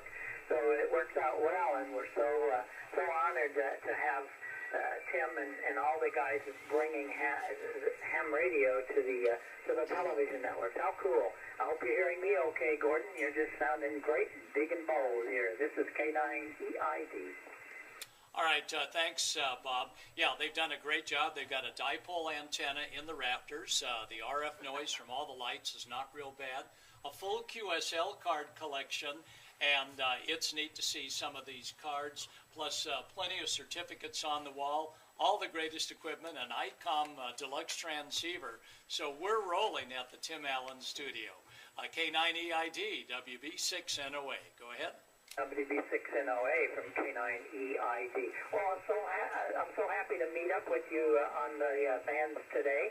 Glad you answered my CQ. And we'll be looking forward to getting out and seeing you and Susie. And next time we'll chat, we'll probably be behind the television screens on Ham Nation. So thanks to all there at the studio. We appreciate what John's been doing, bringing amateur radio to ABC television through Tim's show. How great. WB6NOA, K9EID. Roger, roger, roger, Bob. Okay, our best to Sarah, 73 from the studio, and we'll catch you down the line. WB6NOA, QRZ.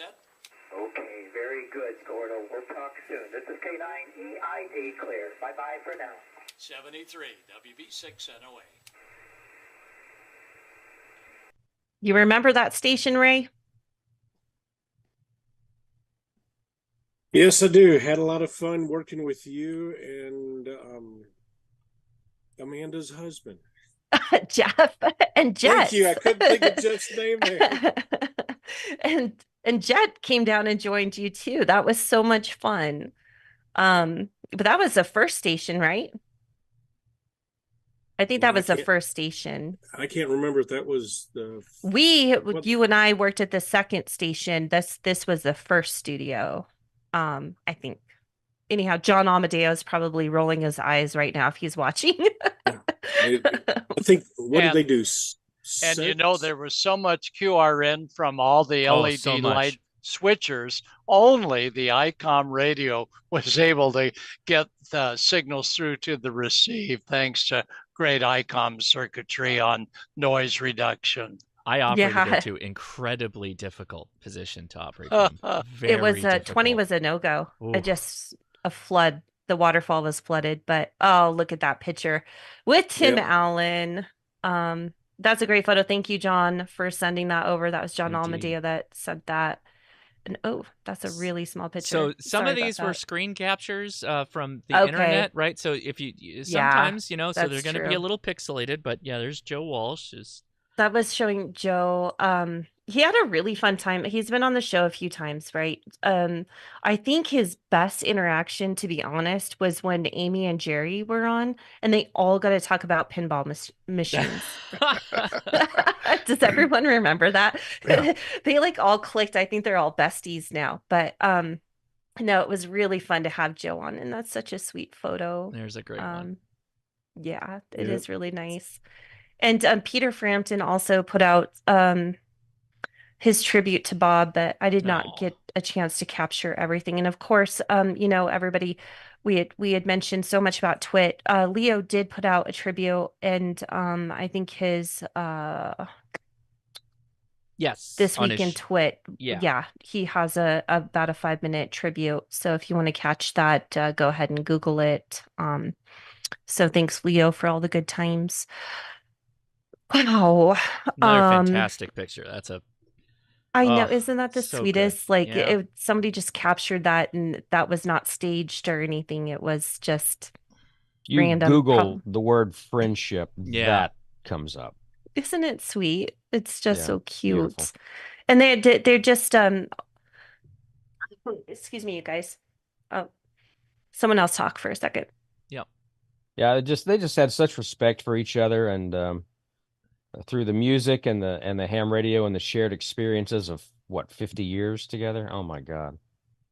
Yeah, I love the story that Bob shares about how he and Joe first met, where Bob was working on getting his sound equipment, and Joe blew up an amp and walked in and says, "Does anybody know how to fix an amplifier?" And Bob took a stab at it. Yeah. And I remember the stories they told about drilling holes in hotel walls to drop antenna wire out.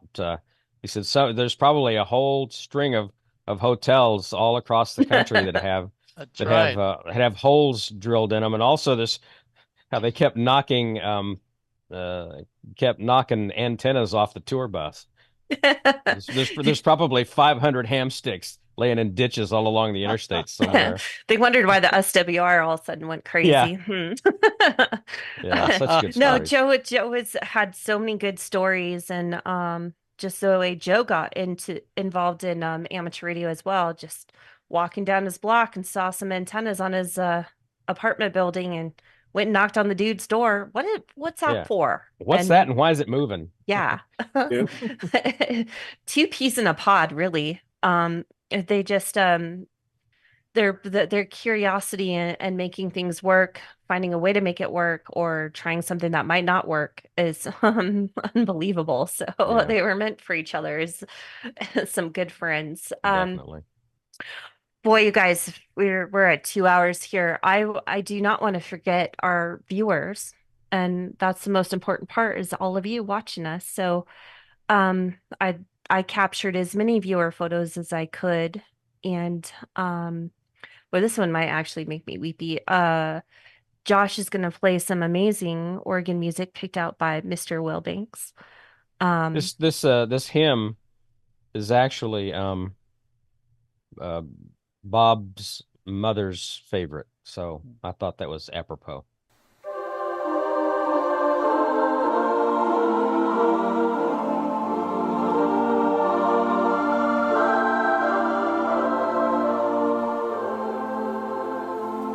have no sound. You might not on this. I think it's just the listeners can hear this.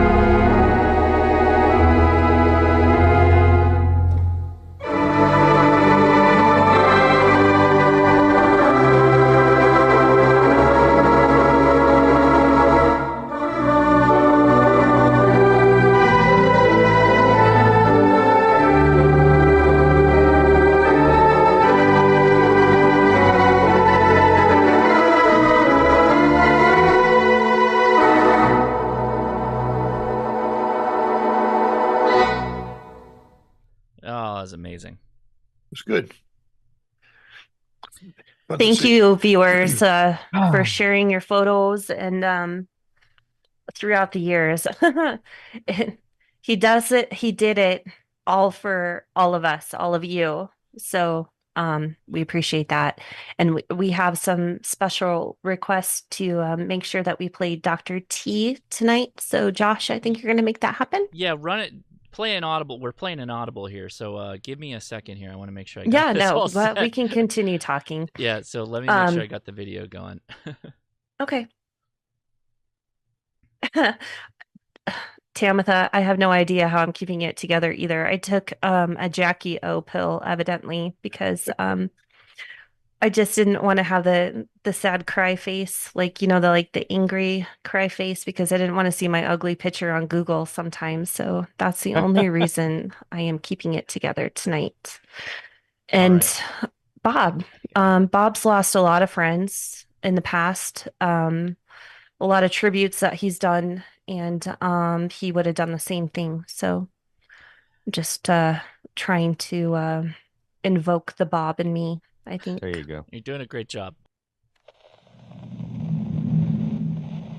From Amateur Radio Newsline Report number 2419, this is Ham Nation Headlines for Wednesday, March 13th, 2024. Need to charge your batteries? Have you ever thought about transferring that power wirelessly? A company in Israel is doing just that. Technology developed 10 years ago in Israel to permit wireless transfer of power has begun showing up in some world markets. The over-the-air system uses infrared, sent from transmitters that transform electricity into infrared beams, which they then send to nearby devices that need their batteries recharged. Line of sight is necessary for transmission to be successful, and one transmitter signal can cover about 130 square meters of area. For it to work, each device needs to have receivers attached to convert the infrared signals back into electricity. The company, Y-Charge, has trademarked the far-field wireless technology under the name AirCord. It is designed to replace the traditional need to plug in devices using cords to recharge them. According to the company website, the technology is already in use in some countries in retail, commercial, and industrial sectors. Y-Charge states that AirCord sends narrow beams that focus only on the devices equipped with receivers and has been certified safe by the Food and Drug Administration and Underwriters Laboratories in the U.S. and by the International Electrotechnical Commission in the U.K. This is Kent Peterson, KC0DGY. If you're planning to visit Australia anytime soon and want to get on the air, we have some encouraging news to share. Whether you're a US technician class operator, a foundation license holder in the UK, or a ham with entry-level privileges in certain other countries, the new class license arrangements in Australia now permit you to get on the air up to a maximum of 365 consecutive days. Visitors from a list of countries no longer need to make a separate application for a license. They need only append VK/ before their home call sign. The Australian Media and Communications Authority has posted a list of countries with currently recognised foreign licence equivalents who may operate under Australian licence rules. Visit the ACMA page at the address given in the text version of this newscast at arnewsline.org. The ACMA makes it clear, however, that hams seeking to relocate to Australia will still need to apply for a licence in VK and receive a new VK home call. This is John Williams, VK4JJW. If you or your club have a project that helps further the mission of amateur radio for everyone, now is the time to consider a grant from Amateur Radio Digital Communications. April 1st is the deadline to apply for grants from Amateur Radio Digital Communications for this year. The grants are distributed across 3 categories that are consistent with ARDC's mission. The first type of grant supports and grows ham radio by helping to fund emergency communications initiatives, licensing instruction, and repeater infrastructure. In another category, ARDC also supports education in schools directly, funding support and mentorship of STEAM programs that link to ham radio, digital communications, or wireless technology. Education grants also include support of scholarships. Finally, research and development projects such as the M17 Open Protocol Project and Tangerine SDR, 2 previous recipients, are given support to ensure ham radio has access to state-of-the-art technology. Any projects receiving an ARDC grant must be made available to the public, and in the case of software, must be open source. Visit the website ardc.net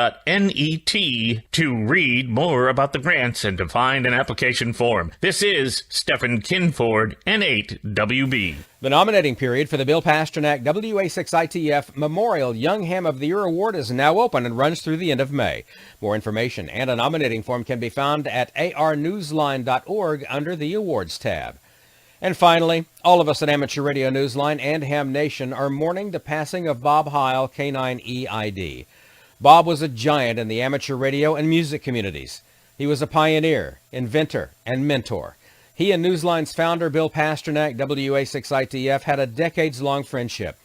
Bob has always been a supporter of our Young Ham of the Year Award, of which Heil Sound is the corporate sponsor. In the current Newsline report and on our website under the Extra tab, you'll hear memories of Bob Heil from our staff who knew him.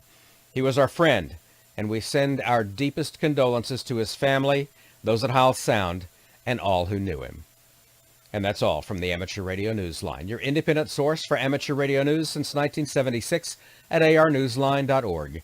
With Kent Peterson, KC0DGY, John Williams, VK4JJW, Stephen Kinford, N8WB, Karen Eve Murray, KD2GUT at the news desk in New York, and our news team across the globe, I'm Don Wilbanks, AE5DW. 7-3.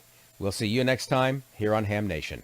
Now, here's the solar update from Dr. Tamitha Skov, WX6SWW. Space weather this week slows down just a little bit compared to last week. As we take a look at our Earth-facing disk, we are saying goodbye to region 3599, but this region really hasn't given us all that much in the way of activity over the past maybe week or so. It is definitely calming down, but we are still watching things like some filaments, and we've got this coronal hole that's going to be rotating into the Earth strike zone here over the next day, and along with a kind of a side-swiping solar storm, it may give us a little bit of aurora, especially at high latitudes.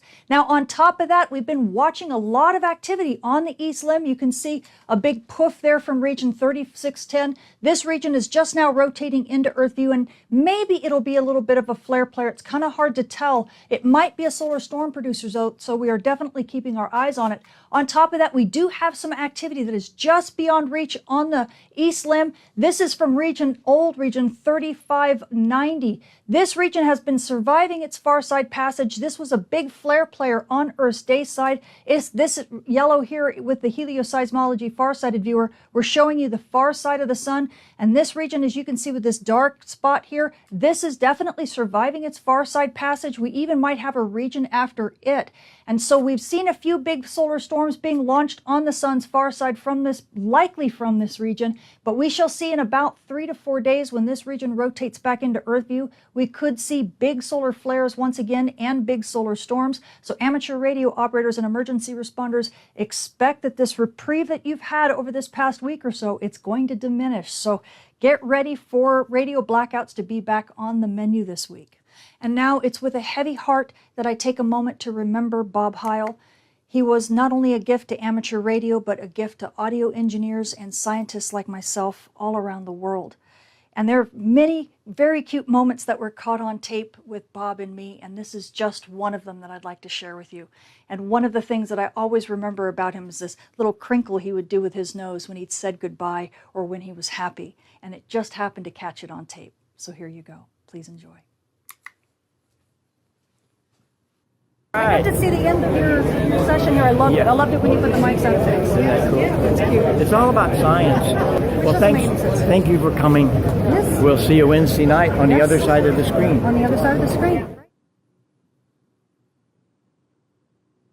Thank you, Bob. We will miss you greatly. Oh man, you guys, I have so many words, but so most of our nets, by the way, have kind of concluded, or they said that nobody's joining in because we're all They're here. still watching this, yeah. But I have to give it up to our net controls, which you saw in some of the viewer photos. So I just have to thank them for sticking through us for, I think they've been around longer than us as hosts, to be honest. I'd like to thank a lot of them for hosting on HF and on D-Star and all of the things. I mean, I can't thank them enough. So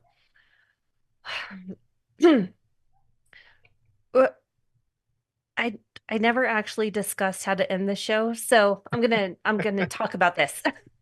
I'm gonna talk about our upcoming show. So March 27th, we're gonna have Dr. T. She's gonna give us a special video for the upcoming eclipse, which is really, really exciting, by the way. Hopefully you all booked your tickets and your RV campgrounds and stuff to go view it. Other than that, we also have sorry. Josh found somebody that would like to be on the show to talk about their segment. And also we're going to talk about back to basics, and we're going to do ham it or can it. So watch out for what you post on Twitter or Instagram, because you never know when you're going to be grabbed and put on our show about all is fair in ham it and can it. I'm telling you, and it's kind of fun. So anyhow, join our net controls if they're still going to be on. They could be on 7192 and 14268, but I'm not sure about that. By the way, I'm about to expect 12 inches of snow tonight, and I'm going to send it around the horn to give everyone their final comment. So, Mr. Tim Duffy, how about you? Any final comments for tonight? You're muted. Yeah, great show, Amanda, and thanks to everybody for telling your best Bob Heil stories, and he would be very, very proud of what occurred here tonight. So 73 to all from K3LR. Appreciate that, Tim. Thank you. Yeah. Let's George, you're next. Well, thanks, Amanda and Josh and Don and Gordo and everybody else for having me here tonight. I wouldn't miss it for the world. Bob meant an awful lot to me. He was a very good friend. I'll always treasure the memories, and of course, ham radio, but other things as well, audio, just a lot of different things. I was already a grown man, and I had a lot of experiences and things when I met Bob, but he gave me that little bit of extra knowledge, or verified some things I thought I knew, but I really didn't know, and then told me some other things I had no idea about. I learned so much from you, Bob. I look forward to seeing you on the other side one day. Oh, by the way, I'm still around. I'm doing amateurlogic.tv. As a matter of fact, this Friday night, I'll be streaming live at 8 p.m. Central Daylight Time, 0100 UTC. And I hope to see y'all again here soon. Thank you, George. We appreciate that. Ray, how about you, sir? Well, I just realized when you called on George, we got the Mississippi trifecta with Don in southern Mississippi, George in central Mississippi, and I'm in northern Mississippi. It's great to be part of Ham Nation, from not only a sponsor, but being able to be on the show with you guys and remembering Bob the way we did. And he's definitely impacted a lot of people's lives, whether they know it or not, through what he did in pro audio as well as in ham radio. So I'm grateful what he's helped me out with. So 73, everybody. Thank you, Ray. We appreciate that. Enjoy that Mississippi weather these days. Randy, how about you? Well, one of the three here that are on the left coast to make up for the Mississippi gang. I just close with, I remember many times, excuse me, we'd be sitting around the bar at night at Pacificon or wherever. It'd be 8 or 10 of us. Bob would come back into the hotel from dinner and see us and come over and sit down and chat for a long time. It was a great memory. Thank you, Amanda, for putting all this together tonight. Of course. And Gordo, also from the left coast. Take it away, Gordo. Bob Heil, you made it happen. So we will follow, and we'll always remember you, and we'll always try and make it happen ourselves. Thank you, Bob. Thank you, Sarah. Well said, Gordo. Thank you so much. And this reminds me, we have a left coast, but we don't have a right coast. So we need to work on that, you guys. Somebody send me someone from New England. Okay. Don, go ahead. Wow, all of you are a very tough act to follow. Bob was, man, he was like an uncle to me. He really was. When I was at Huntsville last August, it was late at night, and knowing Bob was a night owl, I just took a shot at. I texted him and I said, "Hey, are you up?" And he said, "Yeah. You want to talk? Call me." So I did, and we talked on the phone for, I don't know, 45 minutes, an hour, something like that. And it wasn't the last time that I spoke with him, but it was the last time that I spoke with him at length. He would call occasionally,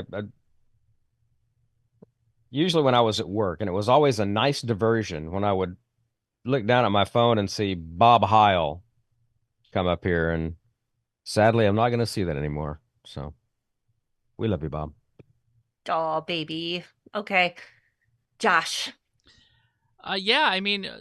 For everybody watching, just the amazing legacy, the impact to amateur radio, and there's a couple of times where I've just had really amazing conversations with Bob, where he just kind of gave me the information and let me make the decision. Didn't try and guide me or any way, or just said you got it. Gave you that confidence that just it's hard to beat. Hard to meet people like that in your life. And so he's again a treasured amateur radio, and this will be sorely missed. So thank you, Bob. Thank you, Bob. And same here from Colorado.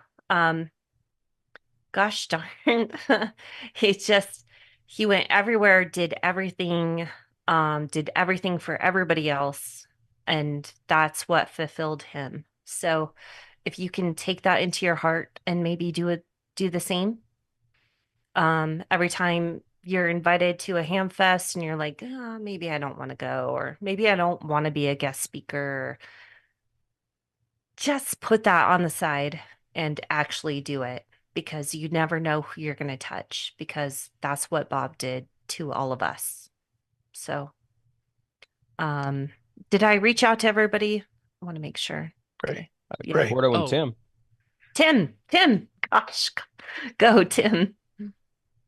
You reached out to me. Tim was first, I think. I feel the reach. I was first. Who did you? Okay. All right. Gordo, for sure. Yes. Gordo. You get to put the ribbon on it. Okay. Gordo, wrap it up for us. Never put the ribbon on it. Always here. Okay, everybody. We're done. Yep. But join us again in 2 weeks, where we're going to be here and we're going to be teaching you more about amateur radio and why you should be involved and how you can do it better. So Yes. And get on the air. get on the Yes. air. Get on the air. Dang it. Go play radio. Throw Have out a fun. wire and get on the air. So, okay. Thank you, Josh, for a really long and exhausting show. But it wasn't exhausting because it was so amazing. So thank you, viewers. Thank you for chat watching. room. So You're we'll see amazing. We'll see you in 2 weeks. See ya. Good night, 73. 73. 73.